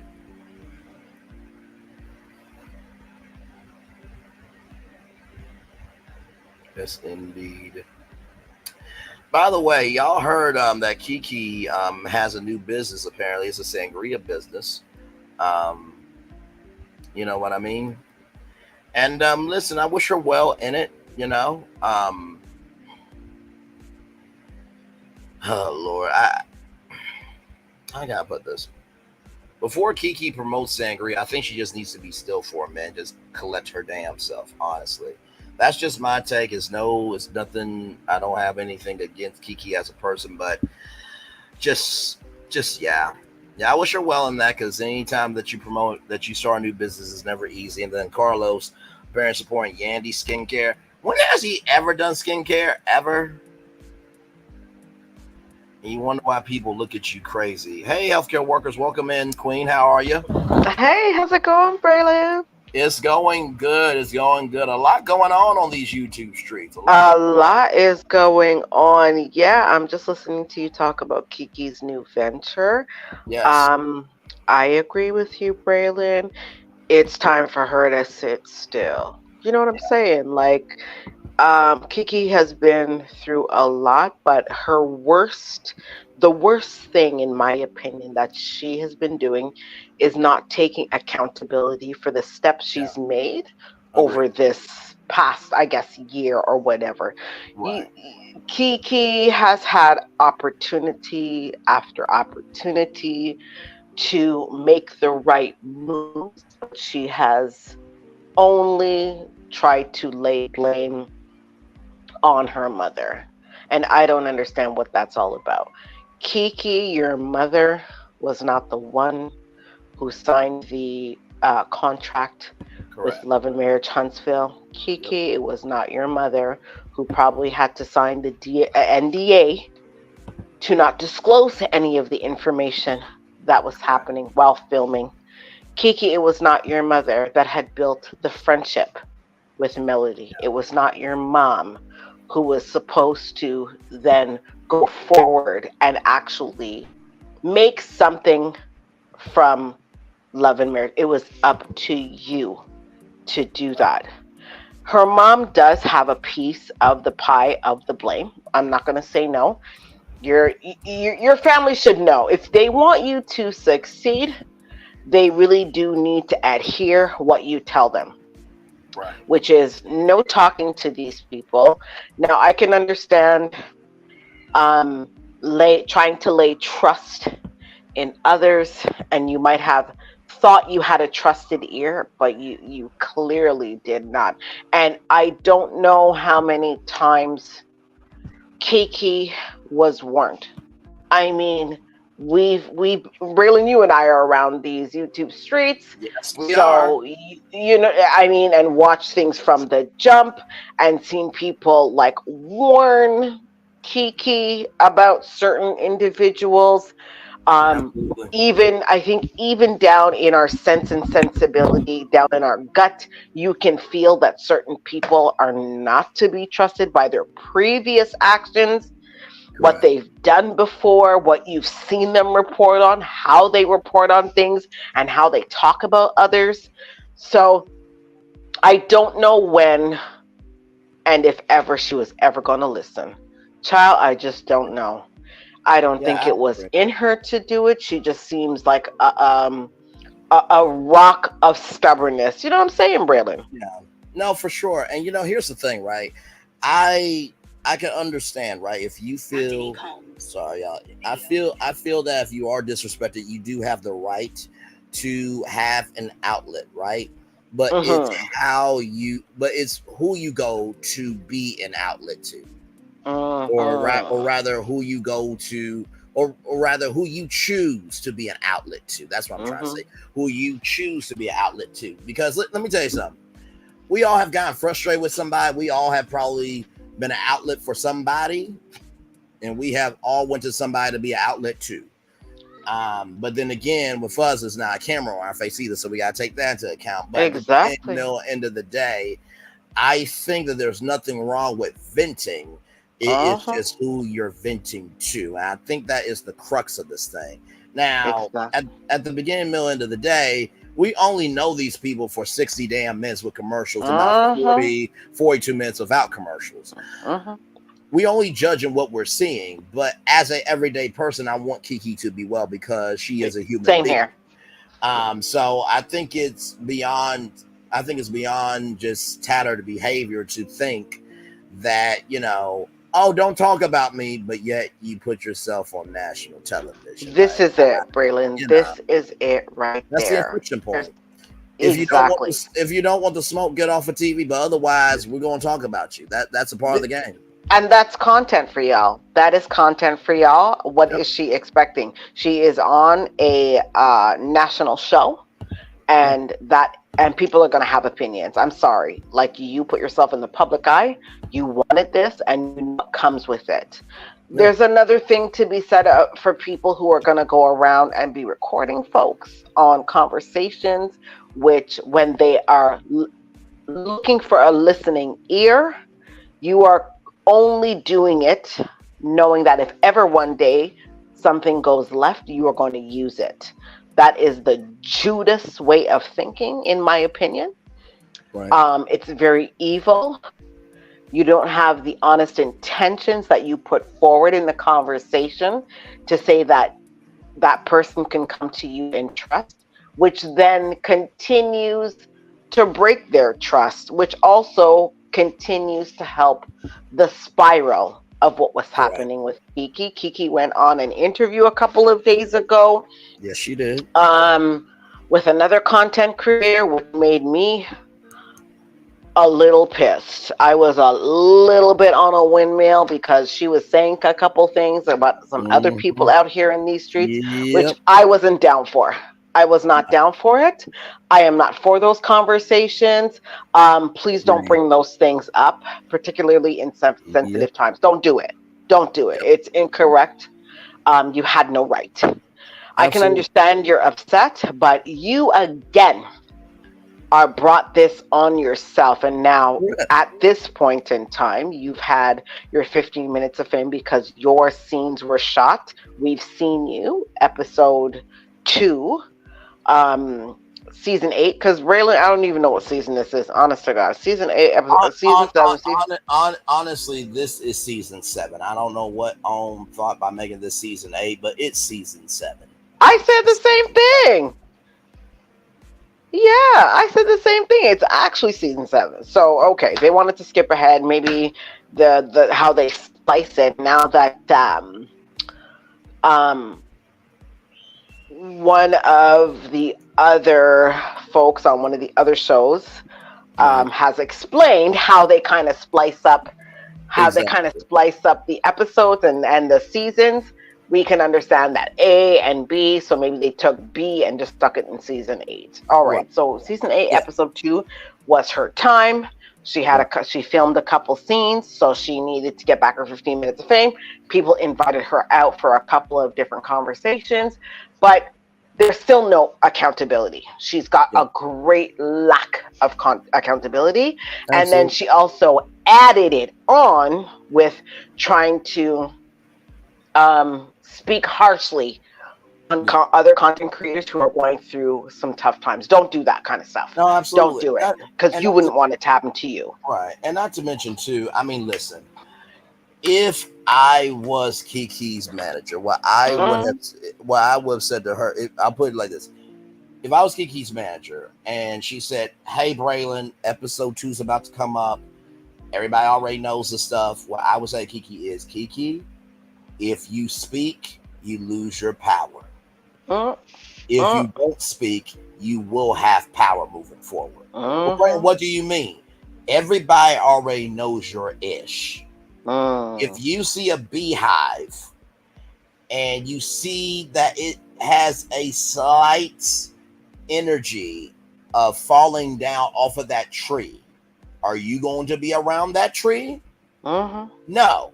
Okay, so let the beehive get stable and let the show play out. Okay. That's what I would have said to Kiki if I was her manager. But then again, she might not have listened to me.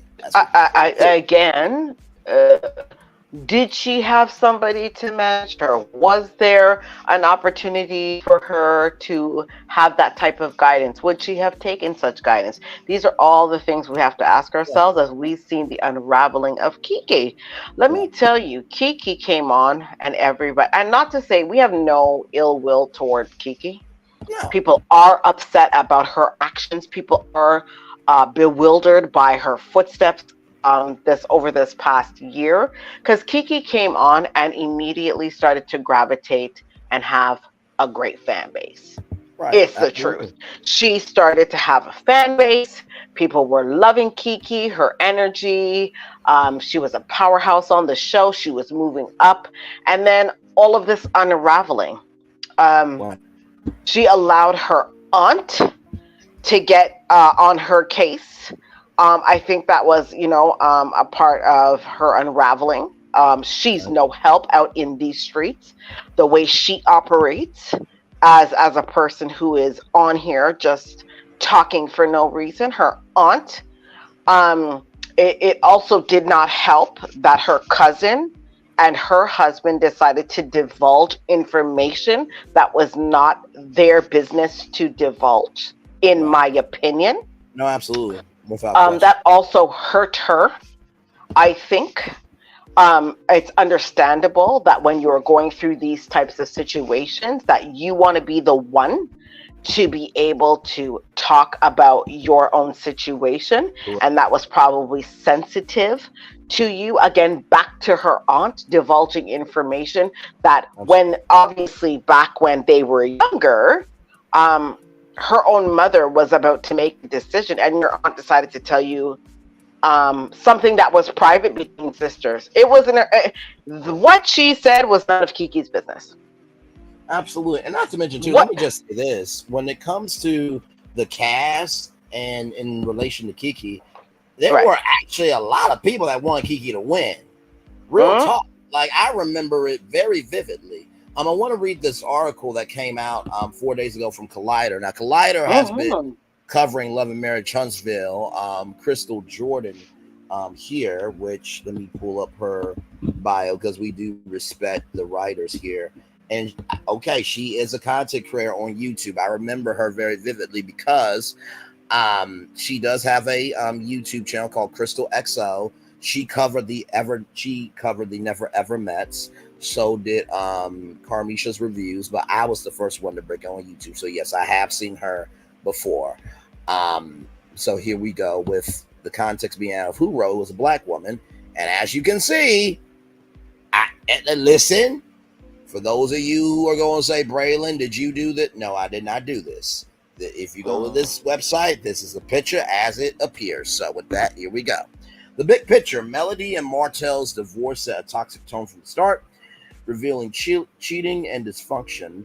I almost said chillins, but chillins is pig intestine, which no one wants to eat. So I guess that is cheating and dysfunction and a metaphor. Martell's arrest in season 7, not season 8, season 7, escalated the drama showcasing threats and revenge P. Marcel and Letitia Scott's marriage struggles face infidelity rumors, fake pregnancy tests, and severed friendships.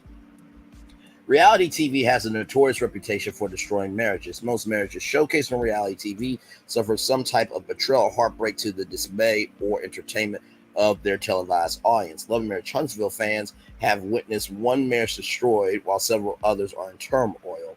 Love and Marriage Huntsville's debut season focused on the breakdown of the principal couple's marriage, initially pitched as an opportunity to showcase Black excellence and promote entrepreneurship. It was painfully clear during the first season that the breakdown of the ultimate power couple, Martell Holt and Melody Cherie, was the T. Carlos King was serving audiences to keep them connected to the new franchise. 7 seasons later, after the show was introduced as an opportunity for fans of the Boyfriend Network to see Black couples working together to achieve wealth through entrepreneurship, the reputation of the series has suffered tremendously from being rooted in toxicity. It seems to be getting worse. Melody and Martell's divorce set the tone for toxicity on Love and Marriage Huntsville. Over the first 4 seasons, the principal couple's divorce took center stage. Melody and Martell Holt were the aesthetic perfection with their adorable children, HBCU background that's historically Black in college and universities background, and small business mindset, partnering in a real estate investment and construction company titled Holt & Holt. The couple embodied the hashtag relationship goals. With their good looks, Picture Perfect family weren't able to resonate, and their Picture Perfect family, weren't able to resonate with audiences long before it was clear that there was some underlying rift in the marriage. Melody's accusations of infidelity presented early in the first season were proven over upcoming episodes as the family attempted to survive despite a cheating husband and unsatisfied wife. If there were fans that wanted to root for Black love, their hopes were dashed when Martell's philandering ways were co-signed by the birth of a baby boy with his mistress. The scandal grew too big for the show and spilled over to blog sites, social media platforms, and urban news during the off-season. Well, as I often have been saying, by the time season 7 will get on TV, it'll be season 8 on YouTube. Welcome to season 8 on YouTube, ladies and gentlemen. Bloggers worked tirelessly to cover the identity of Martell's mystery side chick, and the lifeblood of the show became dysfunction.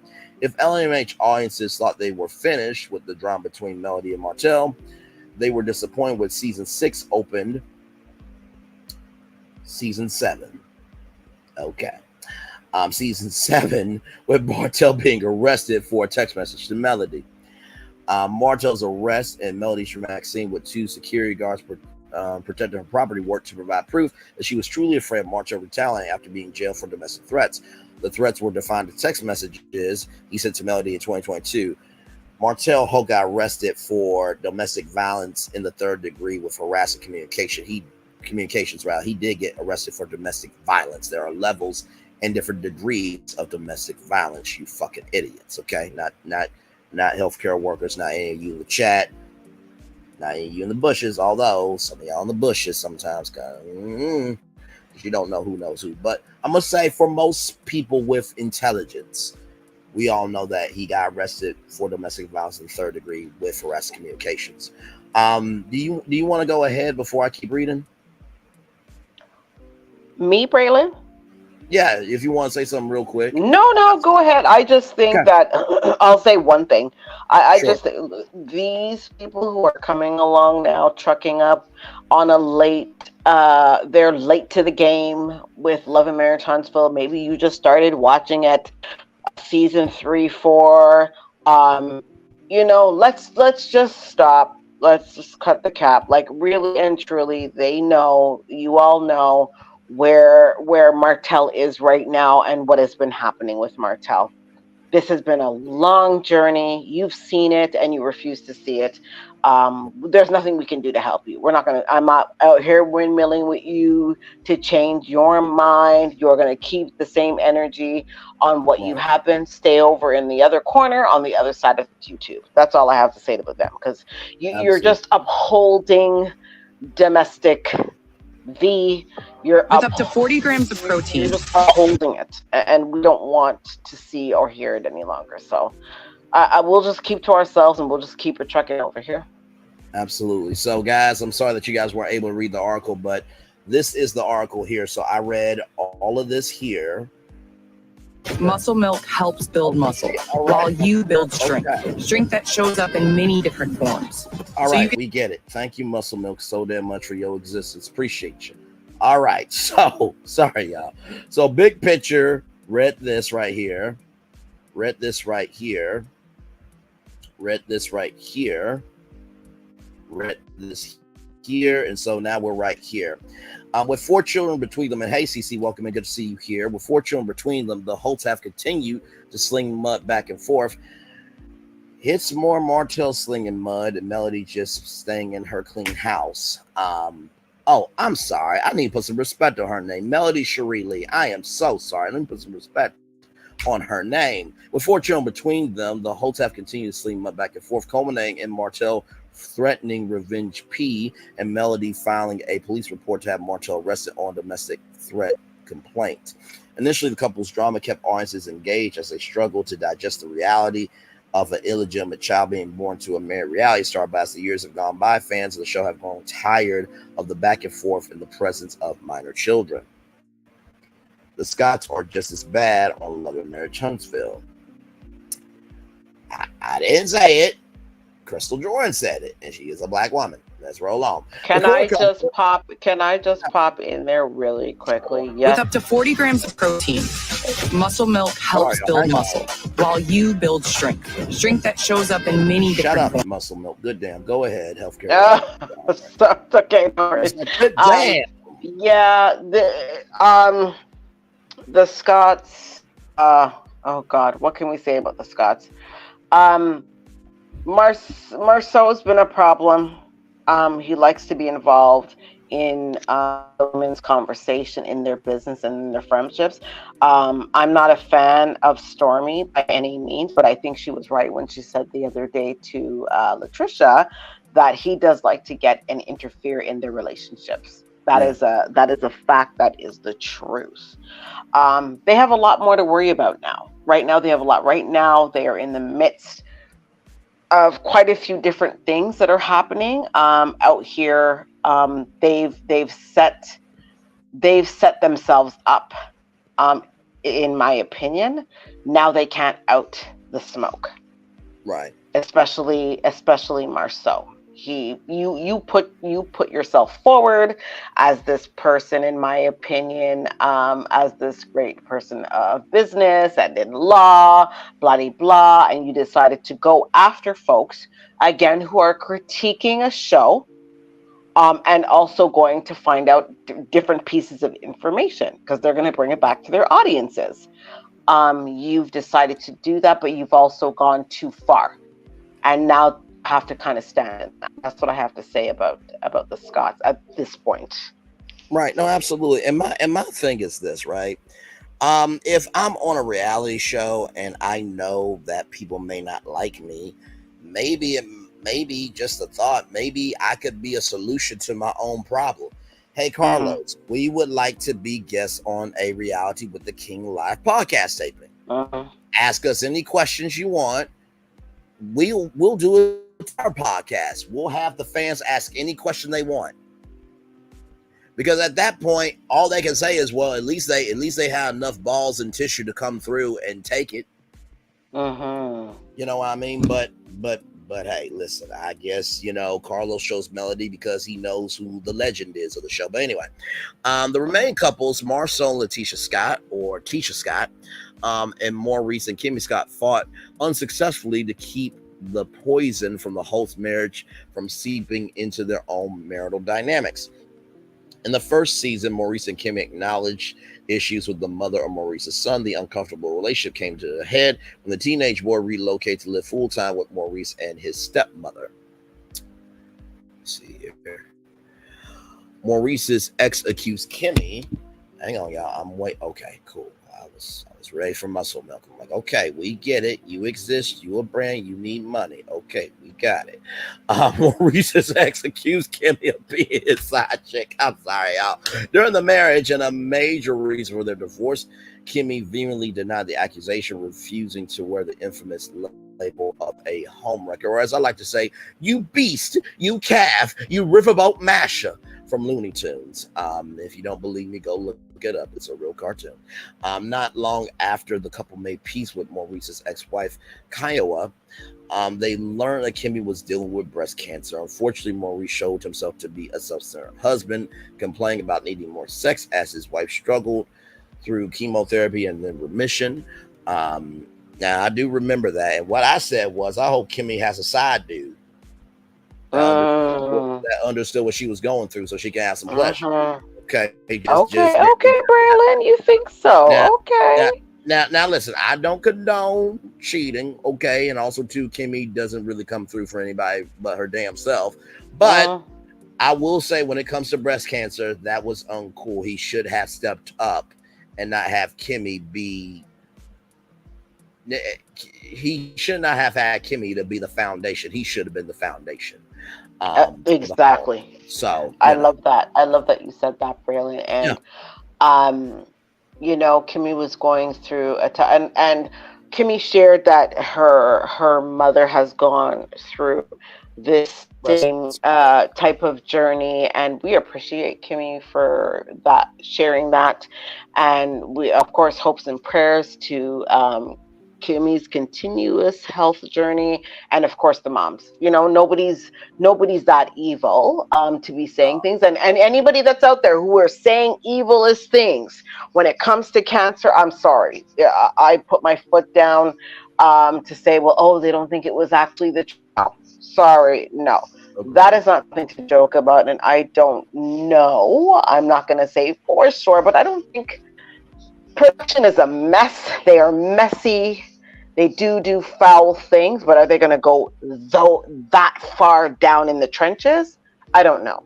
I'm not too sure. I'm not going to put anything past anybody, but wow, you're going to come up with something that foul to lie about? I don't know. I'm not going to say that for sure. So, yeah. And the whole cancer journey is something to not be played about. No, absolutely. And honestly, to tell you the truth, I really do believe that when that happened, I don't think the Melometers would wish Kimmy's mom's down. Absolutely not. Absolutely not. Never. And also, too, I just want to say this, too. To the rest of the cast, I think, now, I can't speak for all the Melometers, okay? But I think if they had to elect somebody, I think I would at least be in the top 10 to be chosen, okay? So with that privilege, I will say this. I think the Melometers don't like what y'all do. I don't think that the Melometers would wish your downfall. It's the fact of y'all not accepting responsibility that makes them wish your downfall for you to have consequences. I don't think anybody's trying to hate somebody outright. Because even in my, I think over 80 videos, 15 live after shows of last season, I covered what was on the damn screen. Because it was on the screen. That did not mean that I didn't wish anybody well. Exactly. And I called, solids and stripes on what needed to be said. So there's a distinction and a difference with the millimeters, I think, of hating someone outright and hating what they do and not taking responsibility. So with that being said, let's roll back to this article. After seeing himself on television, Maurice acknowledged that he looked bad and offered a televised apology to his wife during the reunion, but fans had forgotten his insolence, during what had to be one of the most hardest challenges of her life. For Maurice claimed he loved his wife, but insisted that his needs for sex outweighed her emotional and mental well-being after a cancer diagnosis, rendered audiences skeptical about his character and ability to be a long-term supportive husband. Marcel and Letitia's marriage remains under attack on Love and Marriage Huntsville. First of all, y'all shady. Y'all are shady. Y'all are shady. To have this be the thumbnail that y'all choose for Marcel. Can you imagine if you are with your husband and you're like, babe, why is that face on TV like that? Babe, I don't know. That's what I'm showing. They could have chosen a better scene to start off the thumbnail. I mean, this is production. This is production.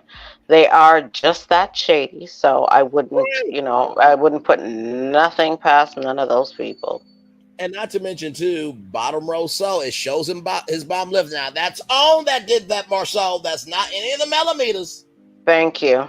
That was on who did that. So okay, let's roll on. Fellow contractors, Marcel, Letitia, Scott. I'm so damn wrong. Anyway, let's roll on. Fellow contractors Marcel and Letitia Scott's marriage was soon under fire. Soon after Martell's infidelity was exposed, both Martell and Melody insinuate in various ways that Marcel had been unfaithful to his wife, much like Martell. I guess Martell may have said it in the past, but Melody was outright. Martell, he don't tell the truth for shit anyway, but we're just reading the article as it is, guys, okay?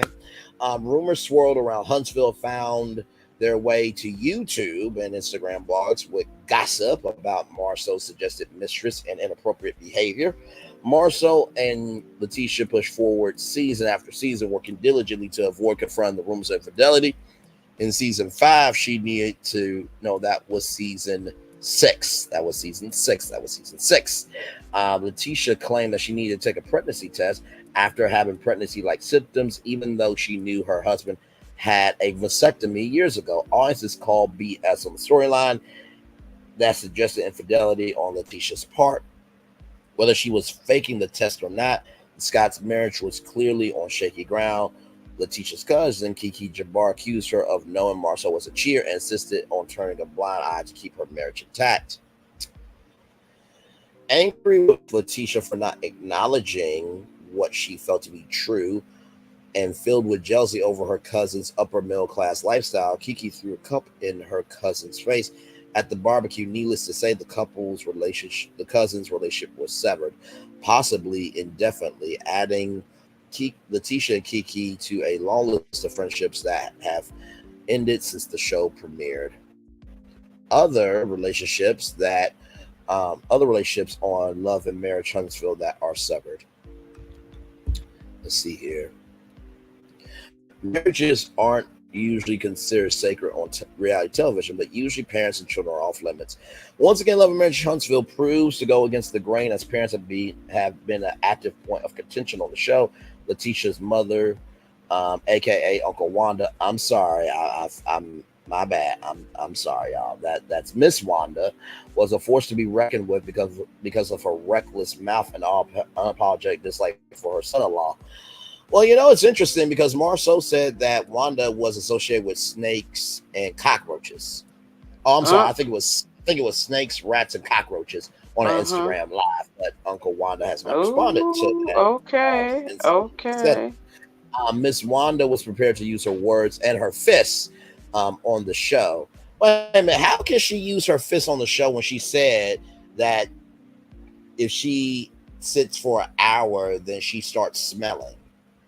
So you gotta have stamina. This is the nonsense that Wanda talks. This is the f***ness that this is all jibber jabber from Wanda. Wanda makes no sense, in my opinion.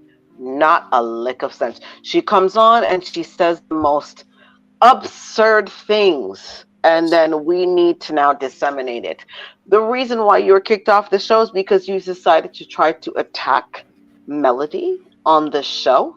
You also tried to defame the characters of the folks who are on the show and speak on folks' children. You could not stay, and you will not be invited back, in my opinion, until you either come off social media completely or start to change your ways. As an experienced woman, a seasoned woman in the world, you need to have a way better exterior out there to show the younger folk. You were the elder in that space, and you never showed that. You never did it. And this is hence the reason why you were sent to the corner like a child. It's shameful, and I don't like how Tisha decides to defend her mother's behavior. It's absurd. It's absurd. Not to mention, too, to Uncle Wanda, you have more in front of you than behind you. I'm just like, if I was in that age, I'm like, I'm sorry, I ain't not having no cameras in my face. I'm going to be on Virgin Voyages, shaking my phone for champagne and having mimosas while watching the sunset. Okay? That's what I'm talking about. Like at that age, you would just want simplicity, love, and peace. But hey, to each their own, though. Her fist on the show and was eventually removed from the cast for getting into altercation. Melody and Stormy Steele's mothers have both slung mud at cast members and have participated in divisive storylines. Destiny Payne, who, let me do this real quick, guys. I'm sorry. I just need to bring this particular thing up. And for those of you Destiny Payne fans that's saying, Braylon, please don't pull it up. Please don't. We know it happened. I'm like, oh, I know it happened. I absolutely know it happened. But I just think because Destiny Payne is being spoken about here, I think we should also add factual information to what's going on here. So, there's a thumbnail of Destiny looking at herself there being arrested. And with that being said, now we can get back to the article and talk about Destiny Payne. Destiny Payne joined Love and Marriage Huntsville as a friend of Melody's years ago. Married with a baby on the way, she was a bit of a mystery to audiences because her husband, who was not an active member on the show, Destiny chose to keep her marital woes to herself and went through a divorce immediately after her son's birth on her own. Her decision to remain mum on her personal struggles resulted in her being asked to leave the show. Destiny took the hell on the chin, but staying in close contact with the cast. This season, she reappeared divorced with a new ex and new drama. The man she dated after going through her divorce was the love of her life until they went through a break and he started dating one of the producers of the show. Carlos immediately gave Destiny a contract to return to the show to share in this new messy love triangle. It's not really messy because Destiny and Sonny, not just Sonny, Lord help. If Destiny was a lesbian, I don't think Destiny would be enough for Sonny because Destiny is blessed and highly favored. And Destiny, Plank from Ed and Eddie is more thick than Destiny, but that's neither here nor there. I meant that Sonny and Moses are married, and Destiny is, Destiny. She's single. And of course, she jumped at the chance. Destiny's comeback scene for season 7 detailed her explain to Letitia how her producer Sonny listened to her talk about Moses and ultimately married him later in the premiere of season 7. Carlos brought out his former producer and Destiny's ex to sip tea on stage with Melody at a live tape for his podcast, Reality with the King. I guess when Crystal meant sip tea, I guess she meant sip on the gossip because I don't think there was any tea on stage. I'm guessing that's what that was. Season 5 was Wasn't the particularly T Braylon on stage when they went to the yes. podcast? Was she talking about that? Okay, that's what she was. Yeah. Yeah, I think that's what she was meaning because when she said sip tea, I'm thinking that was some metaphor because I didn't see no tea on that stage. So That that's was why the we only bit just of tea. Them coming out. exactly. That whole Destiny, that whole storyline that you allowed the production to set you up with makes not a lick of sense. The sense that would have made for you, which you can't speak about, is with your ex-husband. That is would have been a better storyline for Destiny, but yet we're reaching back into a storyline that doesn't make a lick of sense. Sunny and Moses, y'all don't make no sense. It's not that I don't like Sunny. The way it all was presented. If you look at a beautiful plate of food and stick it on the top of a garbage can, this is how this was presented to the people. This is why people were booing you. You came in with mess and you thought, I think they thought, in my opinion, that because folks already did not like Destiny, you could ride off the wave of the train of we don't like Destiny. It's not going to work like that. You came in with shade. You came in with the opportunity to say, I was a producer on the show. However, I decided to go and date Destiny's ex-man. And then we got married. It's all shade. It was presented the wrong way, the way Carlos presented it, the way you allowed it to be presented, it was all wrong. Production is to blame, I think, here, in my opinion, for the way it was presented. You allowed CK to use you in this storyline. However, being a producer, you know what you're getting yourself into. You know what you're getting yourself into, Sunny. I'm not going to put that anywhere else. You know, as a producer, what you're getting yourself into. So you decided to jump from behind the camera to in front of the camera. Yeah. No, absolutely. I really do think that at the beginning, middle, and end of the day, that the situation, and even Melody said that I'm gonna be real with y'all. This don't look right, and I will say this: at least they acknowledged it. You know what I mean? Because right. I mean, it's almost like if a cow was in your house. Or better yet, let me flip it, reverse it, go all the way back. That's like if your little child said, "Mommy, look at this cow." Sweetie, how did the cow get in the house? I opened up the door. Why is there a cow here? Isn't it not? It looks nice, baby, but why is there a cow in my house? You have to talk about it. So at least they talked about it.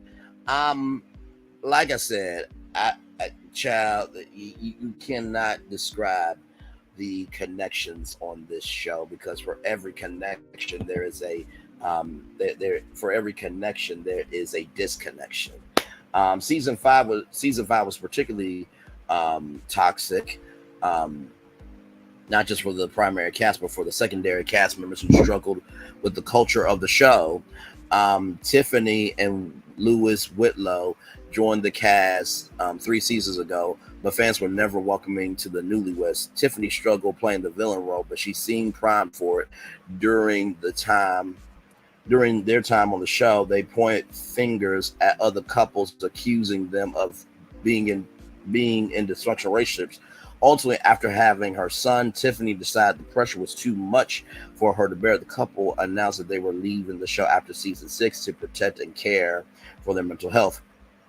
Besides the divorces, side chicks, illegitimate children, arrests, broken friendships, mental health risks, and even familiar production relationships on the show have all been destroyed.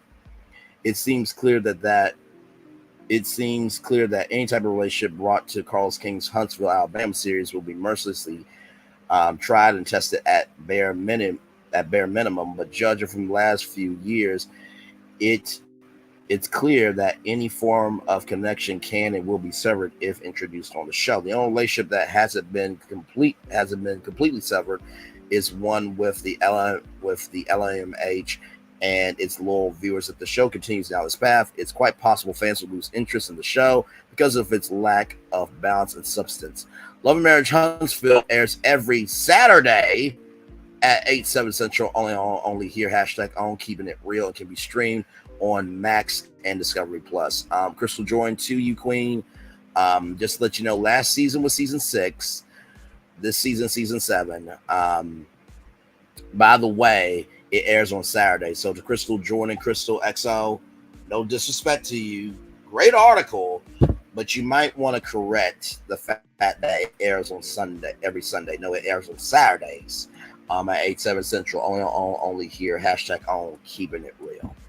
So just wow, great article. Yeah, wonderfully written. So glad that she did that as a breakdown to folks maybe that have never watched Love and Marriage Huntsville and may want to go over and start to watch it.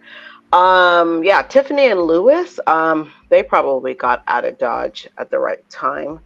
I think they couldn't take on what the blogs may have been saying about them, right? And that might have been getting to them possibly.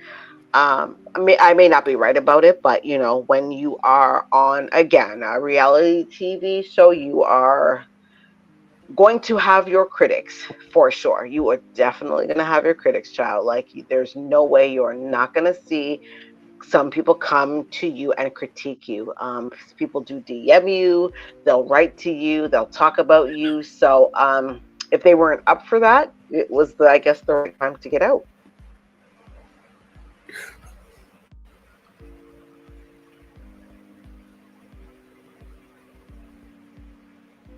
yes, indeed. No, for sure. For sure.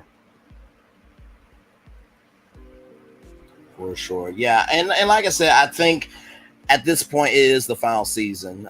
To everything you said, I do think that it will get more people to come watch the show, but at what point where people will be tired, you know what I mean?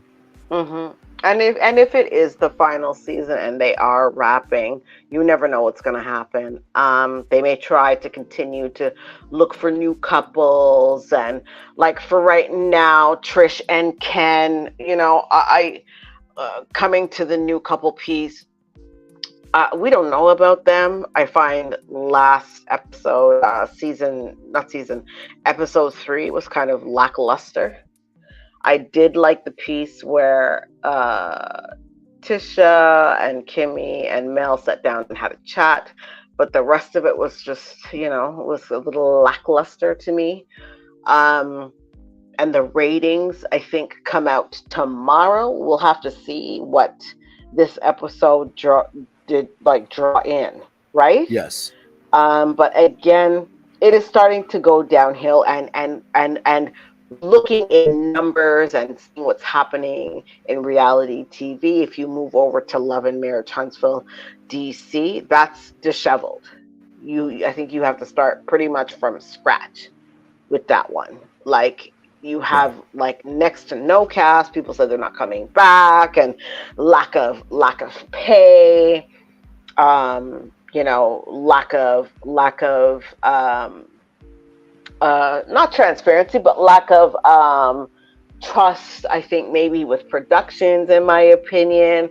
There was a number of things. And of course, this whole situation around DV and so it's, you have a lot of work to do. And I think reality TV is starting to see a revolution where people are looking maybe for more scripted situations. I'm not sure, but maybe we're coming back to an era of scripted, or just a different way of taking in reality TV. It's just different now.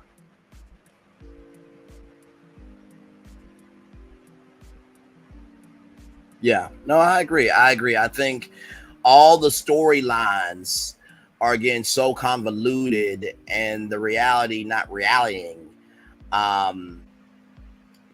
and everyone's at a contention point where either get right or I'm gonna get right and get myself out of here. Exactly, You know what I Braylon. mean? So, Exactly. Look at Braylon at the Never Ever Mets. You've been reviewing it. I think you're the only one I've seen reviewing it. So shout out to you. And really have been taking it in. You're going to start off with DV issues so early. It should never happen in the first place, but we've already seen somebody get grabbed by their neck and throttled and a whole exchange there. Is this something that you think is part of great reality TV? Because we don't want to see it on our TV screens. We just don't want to see it. There's just too many DV victim situations that are happening in the world right now. Why are you going to push this narrative on the show, in my opinion? It's not something that we want to see on our TV screens. It shouldn't be promoted. People should not be triggered when they're watching these shows. But that's exactly what's happening. There's too many statistics out there to show that particularly Black women are being harmed at an alarming rate and unalived at an alarming rate. Right now, we are seeing the biggest headlines in the world with the Sean Combs and Cassidy Ventura issue. right. And we've seen it play out. And that cycle, that journey is re-traumatized. Why are you going to have a whole network come in and actually perpetuate that, bring that out of people? And understandably, people want folks like Martell off this show because this is part of the cycle. We don't want to see that. This should not be promoted, in my opinion. In my opinion, this is somebody who needs to be taken away. Go heal. Go to therapy. Do the things that you need to do for your children. And it's not happening. It's not happening. They're just allowing this person to hang around until Melody has had to come back and say, I have my own security now because I don't feel secure enough. In my opinion, I think that was the best situation that Melody could put herself into, where she could secure herself by making sure that if you're not going to do the job, I will do it for myself. But I blame all of this, in my opinion, CK is the person to sit in the hot seat. Right. You understand where we are right now in the world. You understand what's happening to victims of DV right now in the world. You understand it, you see it, but yet you're allowing it to play on our TV screens. We are unalived as Black women at an alarming rate. We're talking every 6 hours almost. We are harmed or unalived. Why would you want to perpetuate that and have people triggered and then have young boys and men, in my opinion, think it's okay to do this? Because that's what you're perpetuating. That is what you're leading them down the road to see. That, oh, it's on my TV screen. It's in reality. I see it at home already. I see it in my neighborhoods. So we can just continue the cycle, because right now we are in the cycle. The cycle of abuse continues, and you're perpetuating that. The cycle of abuse is so harmful. And right now, if you look, back to the Cassidy and P Diddy situation, right now we are in reconciliation on his part. We are in the reconciliation phase where there is gaslighting happening, apologizing happening, right? And then when this story stops being hot, we will be in the calm phase. Go and look, and I don't know if you can pull it up, Braylon. If you can pull it up, the cycle of abuse Yes, There's an act. You've seen it. There's an actual. It's actually there. And when people stop talking about it, because again, once the news is hot, it's hot for some time, and then it kind of fades away because we stop talking about it. But it's always there, and I think the conversation should always be happening. We go into the calm phase, and then it just starts all over again. But don't bring it on reality TV. Don't allow it to be perpetuated on our TV screens. It's just wrong. Absolutely. I'm bringing up the cycle of abuse now. Hey, network specialists. Absolutely agree.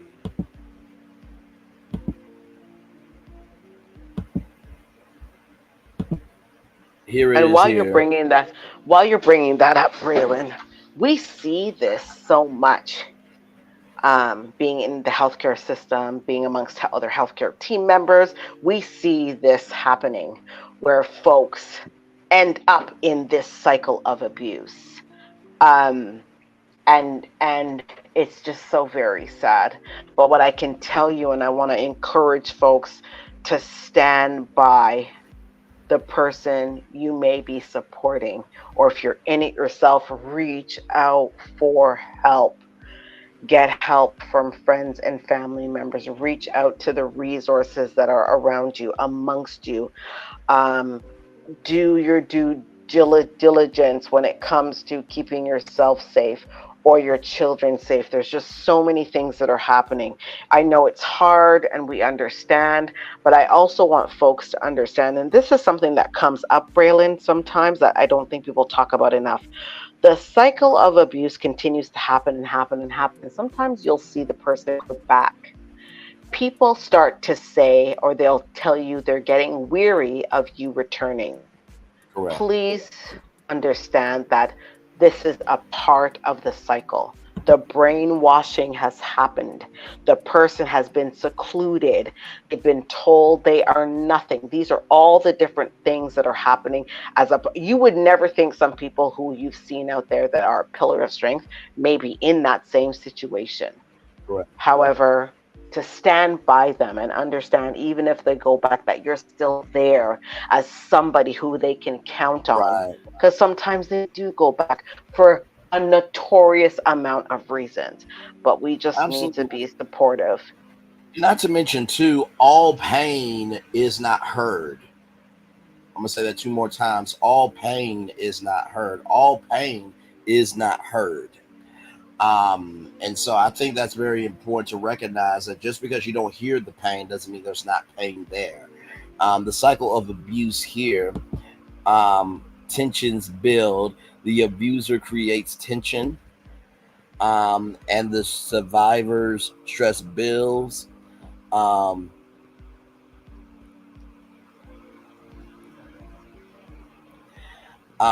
Incident,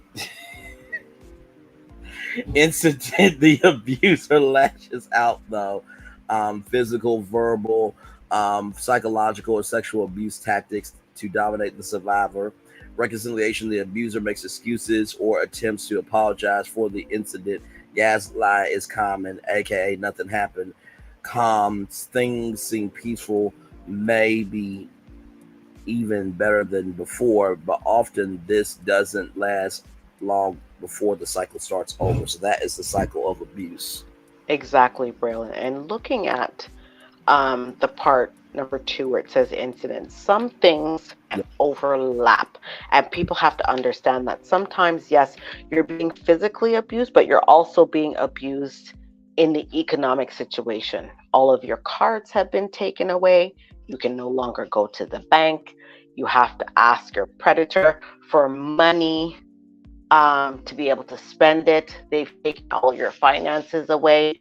And remember, these things are happening all in the same space. So sometimes it's not only one issue you're dealing with multiple. And that's very difficult if you don't see a way out.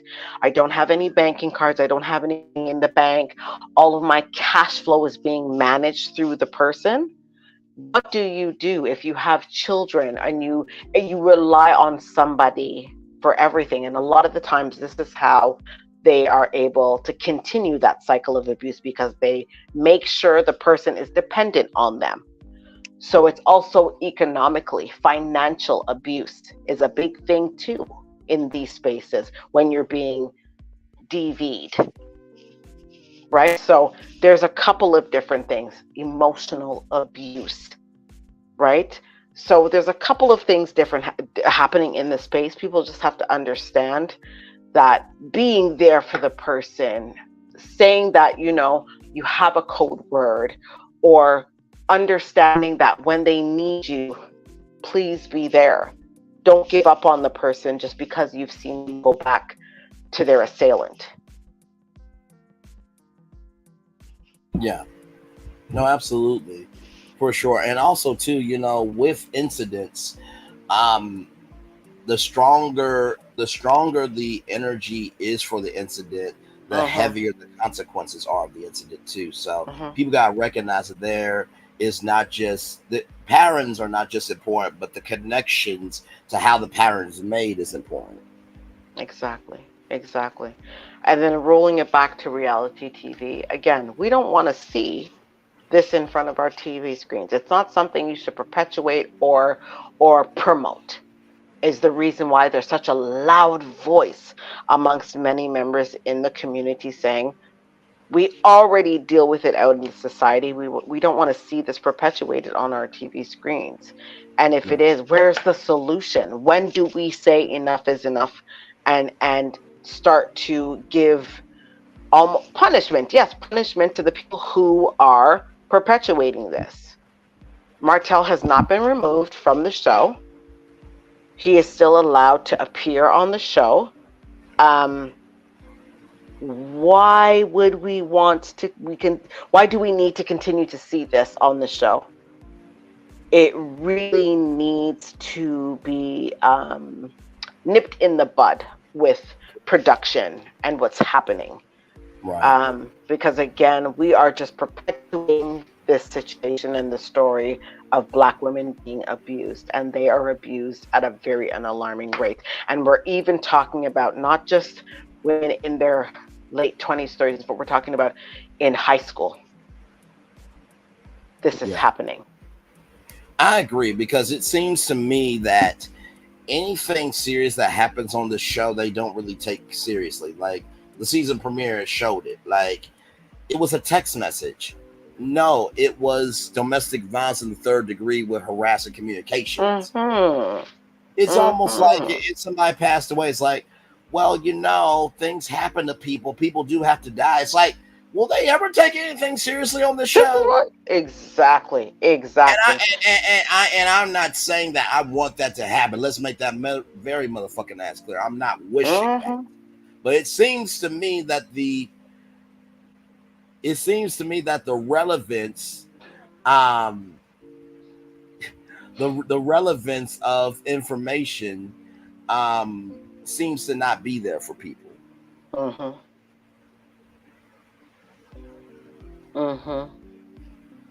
We have to start understanding that even if it's a text message, come on now, even if it's a text message, it can lead to other situations.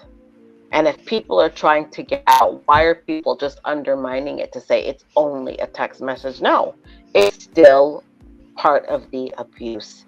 And what was happening was with the revenge PPs, it's a serious situation. People are thinking it's just nothing. Come on, you got to let it go. No. Why should anybody let go any types of abuse? We are not going to let it go. We are going to ensure that it's been reported. And I'm glad that Melody did that. And she was able to ensure that she's in a safe space. And I implore others to do the same thing. Stalking happens too. When folks are out there, people are stalking them, they're calling them and hanging up. There's so many different forms of abuse, but people just think, oh, it's nothing. Why call the police? No, do it. Do it. Because your safety is paramount. Right. Yeah. No, for sure. And I totally agree with what you're saying. By the way, y'all, if y'all wondering why I'm laughing, I'm also in Sassy's chat. So Sassy heard that I said I had a crush on Uppity Unicorn. This is true. Me and Sassy have been very flirtatious on many lives together. Like I said last night, if y'all saw Tea with the Three live, there was a moment where Sassy, I think it was her laptop or her phone fell down. And listen, I think honestly, it's just good chemistry matching with good chemistry, really. And so Sassy said, "Don't look up my dress." I'm like, well, listen, honestly, if there was 7.5 and new lemon scrub, that could be lemonade down my throat. And so, say, out. Just to give y'all some context, because I did laugh at the incident part, but I was not laughing at the incident part. I wasn't laughing when healthcare workers was talking here or speaking rather. I was laughing with Sassy. So I just want y'all to know unequivocally, because like I said, we defend anyone and everyone that is right. And I go after equal opportunity, right? If you're a man and you did wrong, you did wrong. If you're a woman and you did wrong, and you did wrong. I mean, hell, I dragged Kelly Price for being a damn hypocrite. Okay, that's exactly it. And praying for somebody that DV'd a black woman, but yet she said that there was a r/judge or Sunday Best that, you know what, I'll just pull it back up so y'all can see it. Hang on. I just think it's at this point, like, what are we really saying? Come on, people. You've seen the video, you've seen the text message, you've seen, you've heard about this for many, many. When are we going to start to understand that, we have to start seeing the lines as clear lines and stop blurring the lines? That part right there. And right here, as Kelly Price said, I was the only r/judge rather on Sunday Best that wasn't ucking someone else's spouse or fornicating or messing with kids and boys. But yet you prayed for somebody that DV'd a whole woman, Kelly Price. So before y'all come at me and saying I do this, that, and the third, I call out every damn body. Okay? And don't get mad at me because I give a fuck about right is right, wrong is wrong, and you don't. Don't take your anger out on me because you have no soul to you. Don't do that. That is your problem, not your solution to fix your fucking problem. Right on, Braylon. And I want to say, and I've said it to other male content creators who are in the space, a huge thank you for creating a safe space for Black women to be in these spaces, to have conversations with safety parameters around it. We've seen out there in the world that some of these conversations, some of these spaces are so toxic, particularly to Black women, are always being put shining a light on in a bad way. But your space and others who are out here picking up for Black women, protecting us, we see it. We have to appreciate that because not many do it. And still statistically, women are still more abused by male counterparts than vice versa. So the appreciation comes from me anyway, when I see male content creators out here creating safe spaces for conversation and dialogue that are putting parameters around how we conversate and how we look and look after Black women. I have to appreciate that. Absolutely. Thank you for that. And listen, these are not easy conversations to have. No, they're not. I know stretch of the imagination, nor are they easy to navigate, and definitely they're not easy to bring to your platform. But whatever we don't confront, we allow. Exactly.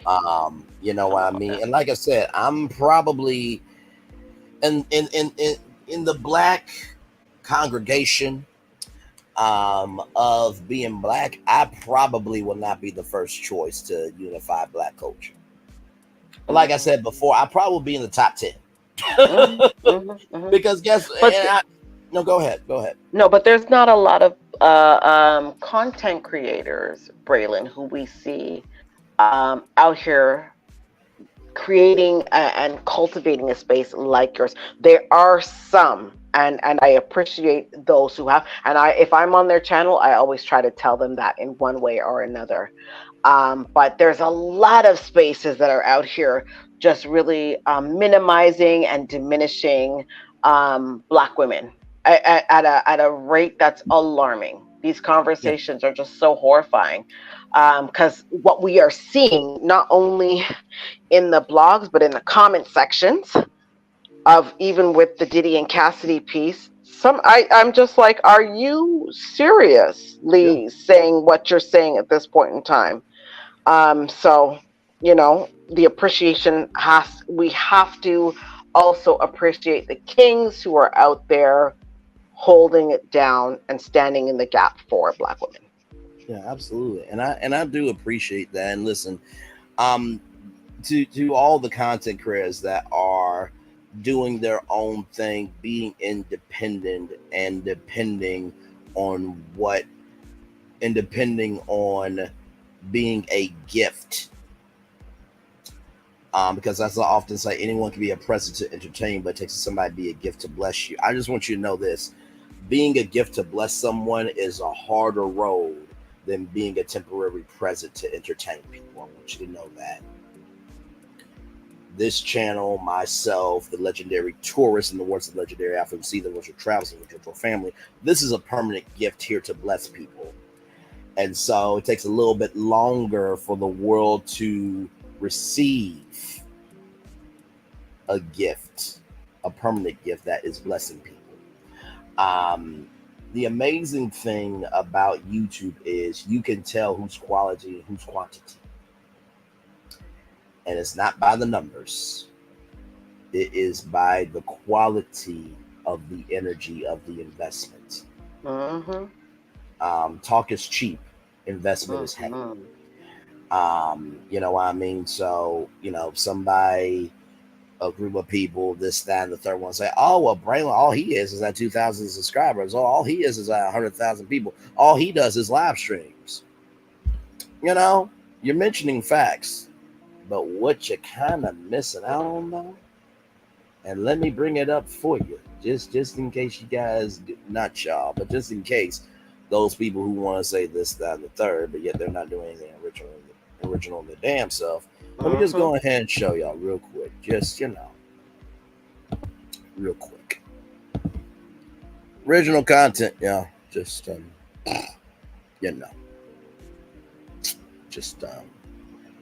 still scrolling. So if you're going to mention the good, if you're going to mention the bad, mention the good too. Mention the soul that's in the middle of the good and bad. Yin and yang, mention it all. So still scrolling.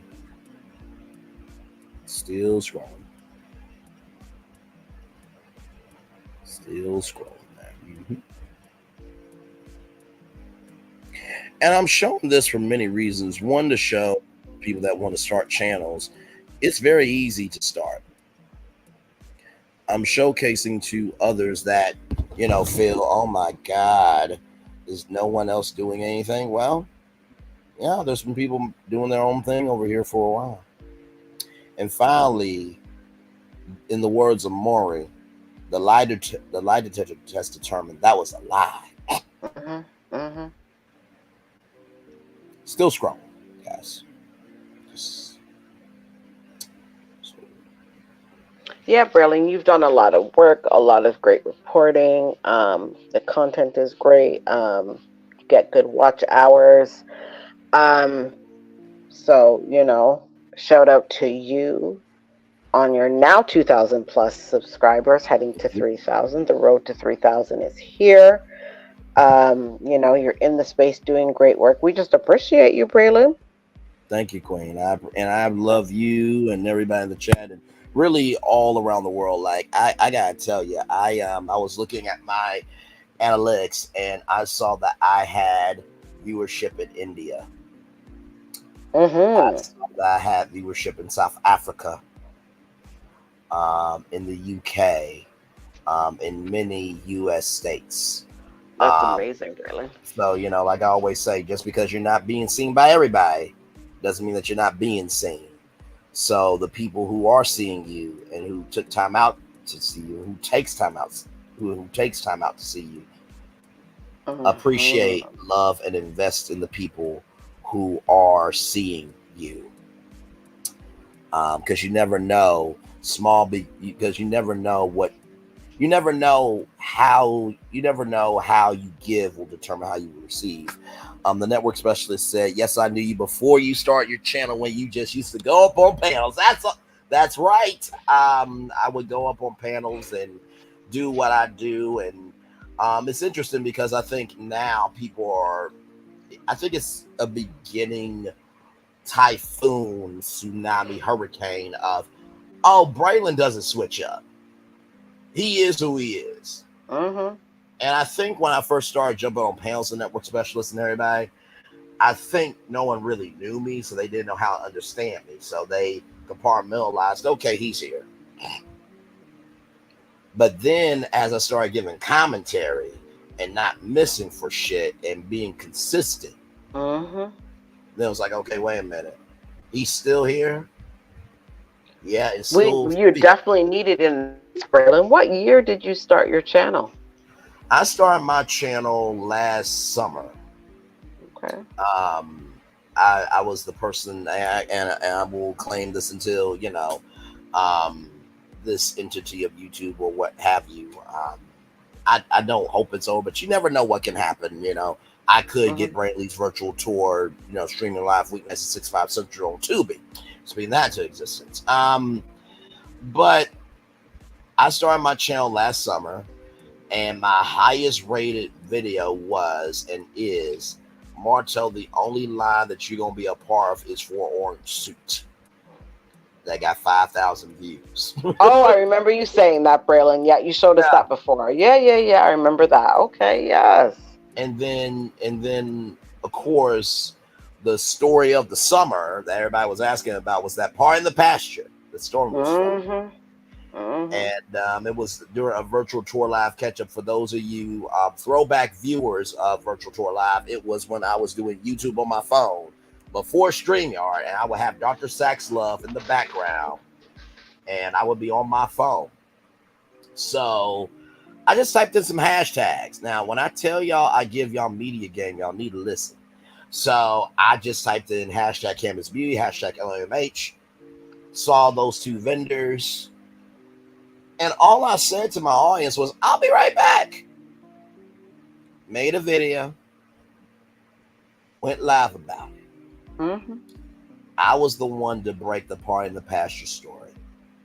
Now, no content creator, and that was when I was new still to this sector too. No content creator, and this is no disrespect, because guess what? Content creators have the right to do what they want to do. I believe that just because they don't utilize your content doesn't mean that they don't see you. But I think that the Part in the Pasture video would have been more respected if it came from Queen Sheba, if it would have came from the Chit Chat, if it would have came from the Silver. And there's nothing wrong with that. So you're saying the Party in the Pasture, yes, didn't get the views, Braylon, or it got the views? Okay. Yeah, it got the views on YouTube. It was the fact that it did not air as the season finale of Love and Marriage Huntsville. Because everybody was asking about, okay, you know, is Stormy having the party? What's happening? This, that, and the third. And the fact that I was able to get off my live, go find those two vendors, give you footage of what was happening, and then y'all, we did it not a 1, not a 2, not a 3, but a 6-hour live. Wow. I think it was Pink Diva, if I'm not mistaken, that said that Uncle Wanda was live from Huntsville. So we showcased the Instagram live video of Uncle Wanda live from the Part in the Pasture. So yeah, I was the channel to break the story of last summer. So you know, when I tell y'all that this is what I do, this is what I do. Go ahead. How do you feel, Braylon, about breaking news? Because are you the type to to like, okay, breaking news. Take for instance today, Bishop Lamore Whitehead was remanded in prison today. So you know that story. We've got content creators who are covering it diligently. Sure, yes. When it's breaking news like that, are you in it at the same time? Hear it, you see it, oh wow, you see it off of, you know, some of the online channels, and then do you zip over to start to break things down in the moment, or do you wait? Good question. And say, okay, I'm going to capture information and then report on it. That's a very good question. It's a case by case basis. Most of the time, like for example, the Shirley and Ernesto soap opera that has been on YouTube. Shout out to Real Bold Bougie. Shout out to Grown Woman Vibes. Shout out to Phone Calls from Prison and everybody that's been coming to that, right? Because of the nature of that situation, I was in the Phone Calls from Prison lives very often. I went on Real Bold Bougie's platform and gave my take there. But I knew that I was still exploring myself, because that was still in the infancy of Virtual Tour Live. I think that if you go back, like y'all saw all the Virtual Tour Lives, the beginning of Virtual Tour Live was just that intro. And now you see the topics. You see that signature thumbnail style. So it's evolved. But when it comes to breaking news, to me, I think it depends on the nature of the situation. So when Destiny Payne got arrested, right? Right. Okay, Braylon. Yeah. That was live on Tease Out with Your Girls, panel. I was up. I was on, and remember, I was like now is like a good time, like in the next hour, jump on. Yeah. Yes, and we need a tour, right? And so that tour happened based on circumstantial evidence of it is factual. And and that's the thing too, you have to know when to dive in to the pool. You have to know when to dive into the pool. You don't dive in just because everybody else is diving in. You dive in because you want to dive in. But I knew when that news broke, it was going to be a hot night. So why wait till tomorrow? But when it came to P Diddy apologizing, now y'all know normally Sundays I'm off, unless it's T with the 3, with me, Lil Paulette, and the gang, and Sassy TV from the AO3. When I commit to doing something, I follow through with my commitment. My parents raised me with that. Some people need to try it sometime. Amen. Praise him. Hallelujah. But Sunday I was off. But what is my rule for this channel? I will be off unless the culture is talking about something that needs to be talked about. That's happening. We're going live on tour. That keeps me accountable. That keeps y'all accountable to not waste my time, and y'all don't waste y'all time. Because to me, breaking news, if I could use a metaphor, is like the boy who cried wolf. Right. If you're always breaking news first, guess what happens when you break news first? There's usually updates after.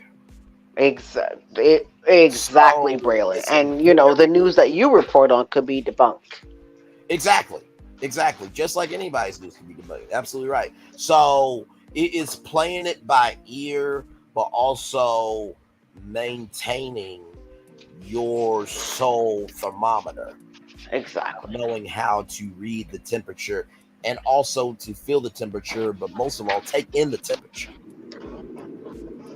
So I think those are two great examples. When I was on T Talks Live, we went live. When we did Diddy's, I was supposed to be off, but then I'm like, no, because we saw the video. No, we gotta go live because we're not gonna have this bullshit on YouTube. No, we're not doing this. So that's how I do it. It's on a case by case basis. Okay. I like that. I like how you're saying, but sometimes it's not worth you going live right away. You want to maybe wait for more information to spike up. You want to be able to gather some more, evidence or information before you jump up and go live, because your information could be, if you're out the gate first, you may not have all the all the info. Oh, and also too, it helps to research too, to understand the water cooler before you go to the water cooler to get some water to drink. It's important to listen to other perspectives, and if you don't know what to say, let's just say if it was a topic that was extremely important to women, like I covered a Black mortality app, and I listened to some things about Black mortality, just so that way I know what I'm talking about. That I believe that being a content creator is bigger than just creating content. It is utilizing information and creating a space for information to be distributed. And so, I often say I'm a content creator with journalistic tendencies. I'm not a journalist. I am a content creator, but I lead being a social commentator. Absolutely. You have a lot of integrity. Lots of it. And we appreciate that. And not to mention, too, let me say this, too.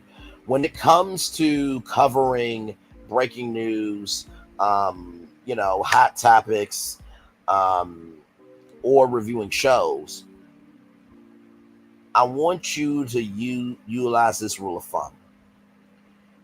Just like the Diddy video came out, right? That Friday. And that Friday, which was literally this last weekend, that breaking news happened as I got off a tour with y'all Friday morning at 11 a.m. Now, I could have went and did another live, but also, too, I needed to breathe for the fact that this is in the earth. I needed to watch the video, and also, too, I just needed to hear other perspectives.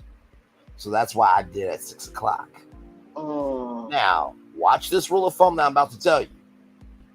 If you didn't cover that Friday, what do you think the topic was going to be for Saturday and Sunday? The Diddy video. And what happened Sunday? Diddy apologized. If you didn't cover it Sunday, what's today? Today is Monday. Use that rule of thumb of as long as you cover it within the week, you good. And so that can also help you relax in terms of breaking news. Right. So if the story breaks out today, you can rest and do all the research you need to and break it live tomorrow.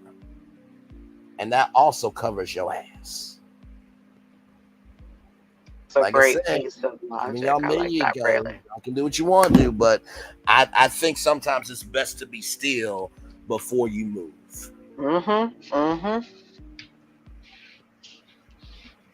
That's some great advice, Braylon. Like, for anybody that's probably coming up and just starting, they don't have to always jump to the breaking news first. They can, relax in the moment and just garner the information they need to do some proper reporting before they come on to either debunk or report on a story.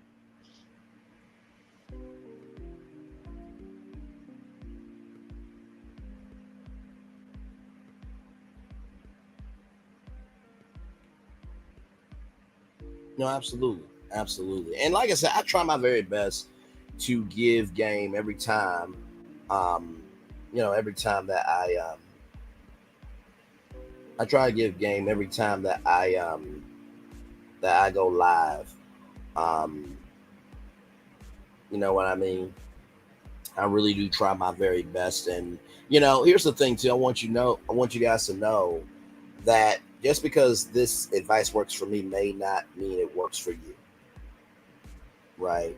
So I take that into account. Exactly. When it comes to me giving advice or mentoring or anything like that. In the same token that the advice may not work for you, If you really want to know if somebody's advice works for you, look at the totality of how they are utilizing the advice that they're giving you. All the advice that I give, all the media game, all the perspective that I give, y'all see where we are right now with our YouTube channel. I think that's a good indication that my advice is working because I utilize it. I'm not doing anything that I'm not doing. Everything that I'm saying to y'all is the advice that I actually use. So if you really want to know if somebody's advice is good for YouTube, look at how they utilize their advice for their own platform. And if it doesn't match up, then you don't need to deal with them. Like I said, for some people, go into the Silva. By the way, you can email her at DESILVA talkshow@gmail.com. And you can pay for a YouTube training session with her personally or in a group. And she also has an ebook. Now, here's where I'm going to give y'all some more game. Whether you get it for free $99 for me every time I go live and I do the show, because every virtual tour live is a lesson on how to do YouTube. The commercials, that's the pre-show, get you ready. The intro, me introducing the topics. Well, let me take the iconic intro. You see the virtual tour background, hear the virtual tour music, and then there is me. Hey, everybody, welcome to Braylon Lee's virtual tour live. We got 7 destinations to hit. We got a lot going on. Let's go live on tour. Guiding you through the show. That's the rundown. Pulling you up into the tour. What's your take on the destinations? Going to commercial break as well. Knowing when to hold and when to fold. When it's a serious moment, to be serious, and knowing when to have fun and let go and have fun. And then ending the show and being consistent. I'm giving you free 99 every time I go live. So for the people who don't have it, I got you. But also, too, watch this. If you want to go to a level you've never been, you got to do something to get to that level.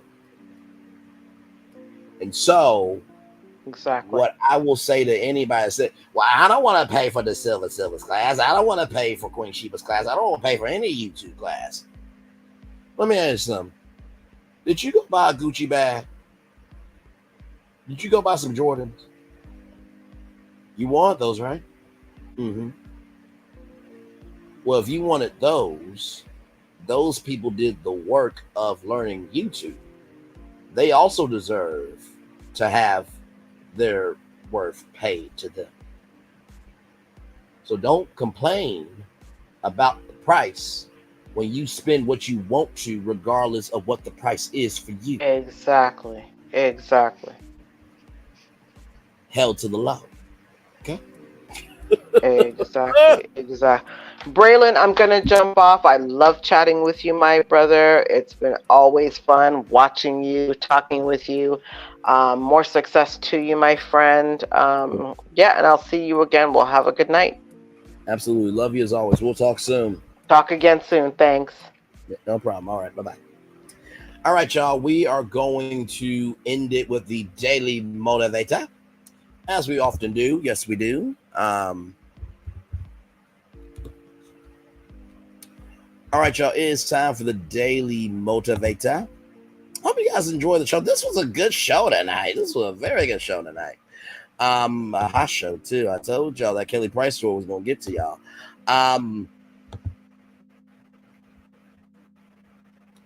So with that being said, if you don't like change, you're going to like irrelevance even less. General Eric Shrisky. It's time for the Daily Motivator from Monday, May 20th, 2024. Discovery and experience. Make something beautiful just for the beauty of it. Do something meaningful just because it has meaning to you. Fulfillment is not a formula. It's not a step-by-step recipe that you can mindlessly follow. Fulfillment is a process of discovery and experience. Be curious about the big picture as well as the minor details. Keep yourself aware of what's going on around you and look for how you can add your own positive value to it. Appreciate what exists for its own sake. Give your love generously, and you won't feel the need to demand it. My word. Life is more than just a game to determine who can collect the most trinkets. It is a vast and dynamic domain with wonder, mystery, and possibility in every direction. Engage in the endless discovery. Live the unabound experience. Fill today with a life that's real and worthy of the beautiful, unique person you are, Ralph Wilson. What a wonderful, wonderful way to end our tour together. Discovery and experience. The only way you will gain experience is to do discovery. I know, like, you guys are like, wait a minute, Brandon, you usually do something a little bit more deeper for the first point. I think all my points are deep. But seriously, in order to gain experience, you have to go through a discovery. That's the first thing I'll say to you. The second thing is, be curious about the big picture as well as the minor details. I said this today about autism in general because I was on Astute B Queen Thoughts and G Squad 68's live today, and someone asked me about, autism. And I said, the best piece of advice I can give to you is to recognize that just because it may seem small to your grandson or your granddaughter or your child or to your partner or whoever, just because it seems small to them, I'm sorry, let me flip it, reverse and rewind it back. What may seem small to you may be big to them. So recognize what matters to them. That's the second thing I would say with discovery experience. Although that discovery and that experience may seem small to you, it may be big to them. And finally, for my third point, fill today with a life that is real and worthy of the beautiful, unique person that you are. In order for today to be filled with something, in order to fill something up, it has to have purpose. It's a difference between putting things into a closet and filling things in your closet. Putting things into your closet is putting clothes into your closet. But filling things in your closet, like, oh my God, my friend gave me this thing that I've always was looking for. I'm going to fill that in my closet and put it somewhere safe. As I often say, everything that you have may mean nothing to the world, but when somebody gives you a piece of their everything, should become something to you. What matters to you only depends on how you embrace what is given to you. And with that being said, it's time for the best outro on YouTube. Know what you do and do what you know. Never say you weren't born special, because you were always born a blessing. By the way, before I do that outro, let me thank everybody. The network specialists, thank you. Thank you. Healthcare workers, thank you for coming up and for being here. My thoughts, thank you. Nikki News and Narcissism, thank you. IPV ADT, thank you so much. Let's see here. Who said that? Thank you. Lady B, thank you. Veronica Monroe, thank you. Sarah Hill, thank you. G Squad 68, thank you. Veronica Monroe, thank you. Ebony Dancer, thank you. LaDawn, thank you. Nikki News, I love you. Know that. Deborah Randall, thank you. Michelle H. Tuff, thank you. And that is everybody.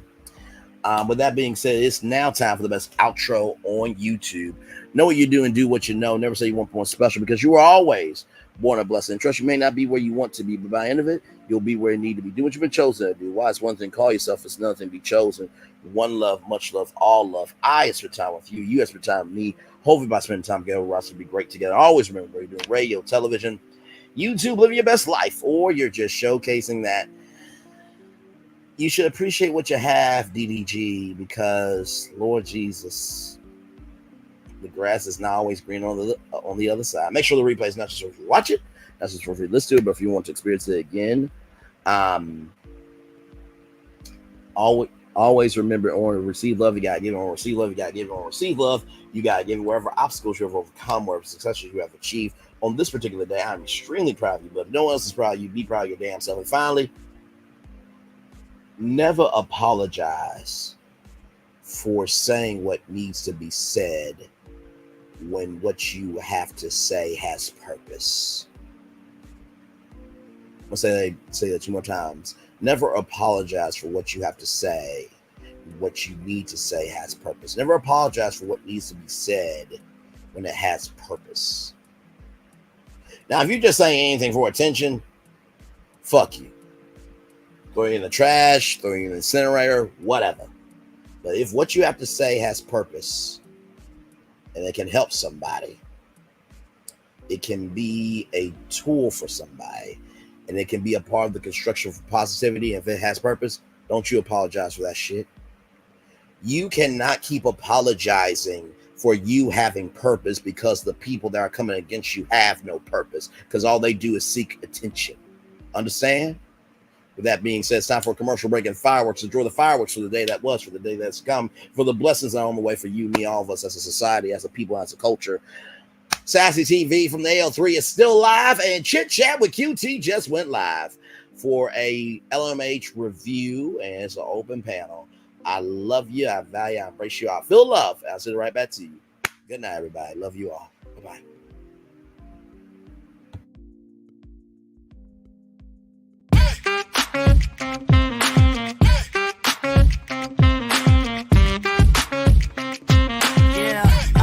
Yeah, we hustle all day.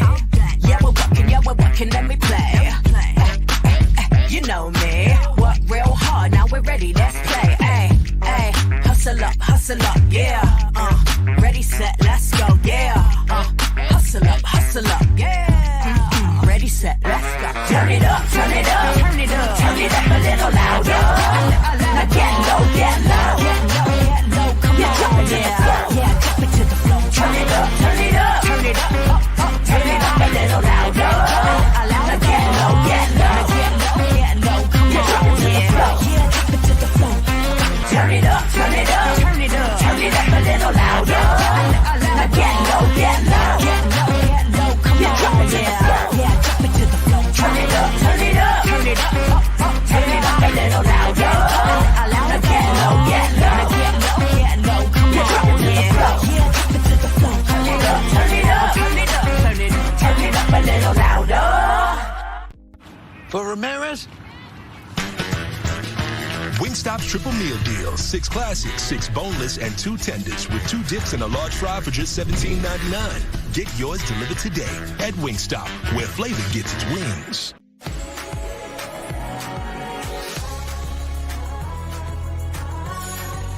Did you miss us? If only there was a place in the morning to start my day. With a smile, somewhere to help me get in the know. Oh wait, there is. Good morning, America. GMA 7A. Now that's how you start your day. Welcome to Copeland's. Copeland's is not just some fancy place for your big night out. In fact, there's no occasion too big, or if you like, too small. Copeland's, there's always something good.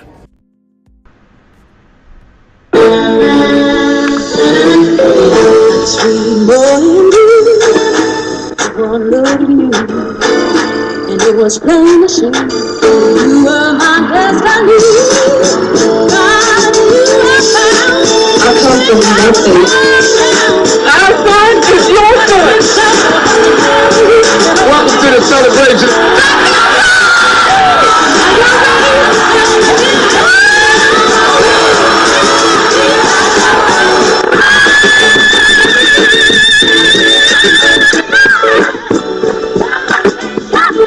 We all we got.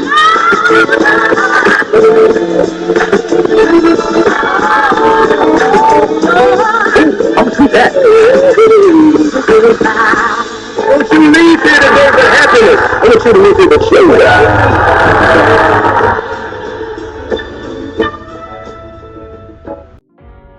Things have been a little quiet around here.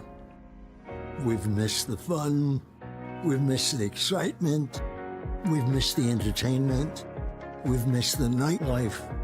But most of all, we've missed you. We're getting ready.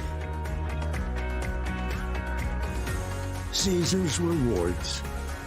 We can't wait to welcome you back. I finally did it. Popeye's new chicken sandwich. I've been trying to make the perfect chicken sandwich forever. How does that make you feel? You know me. It had to be just right. Finding a bun as good as my chicken was not easy. I mean, I did it, obviously. I think we've made a lot of progress here. I feel great. Good talk. I'm proud of you. My new chicken sandwich is buttermilk battered and served on toasted brioche. Try it in spicy or classic. Love that chicken from Popeyes.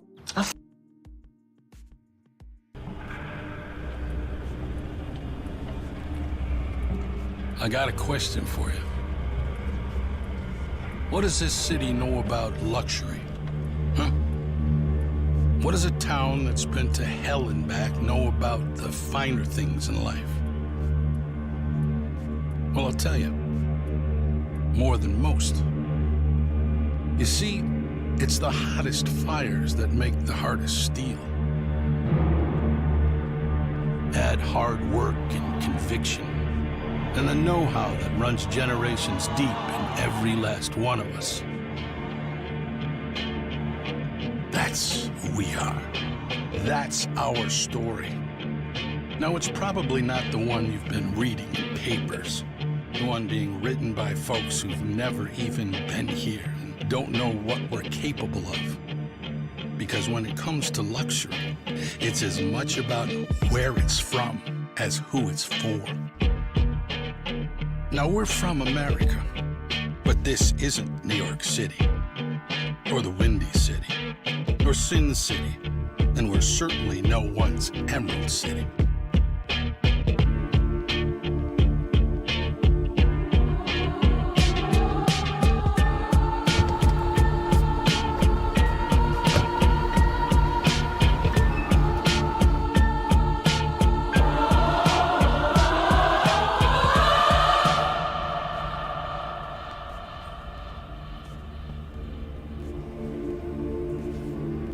This is the Motor City, and this is what we do.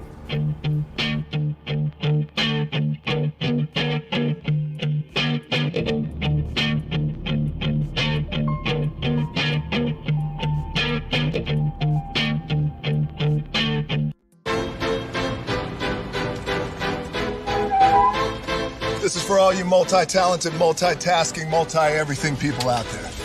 Take it away. Find your glory, write your story, fearless feet will carry you.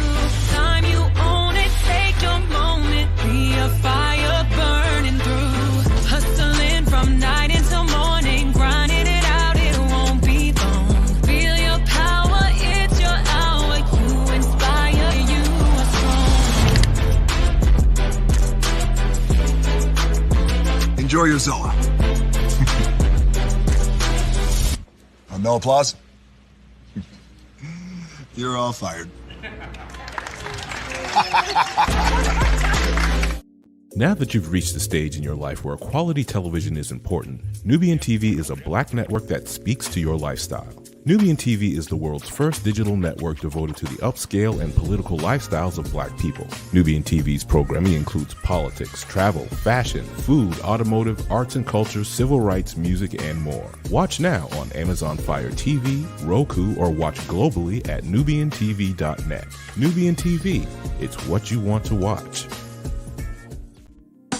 Caesar. Just look at him. Politician, general, author, ruler, man.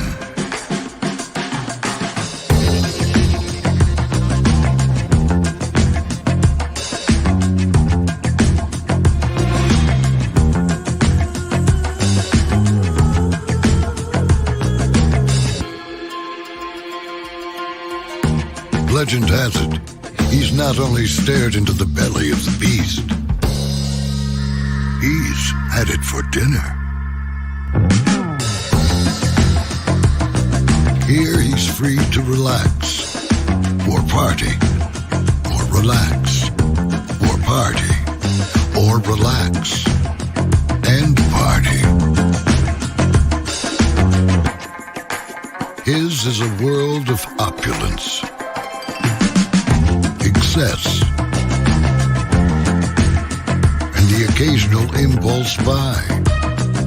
Not one to rest on his laurels, he's famous for ushering in a new age of entertainment. So, for anyone seeking a place where the sun never sets on a good time, all this awaits. I am Caesar, and I approve this palace.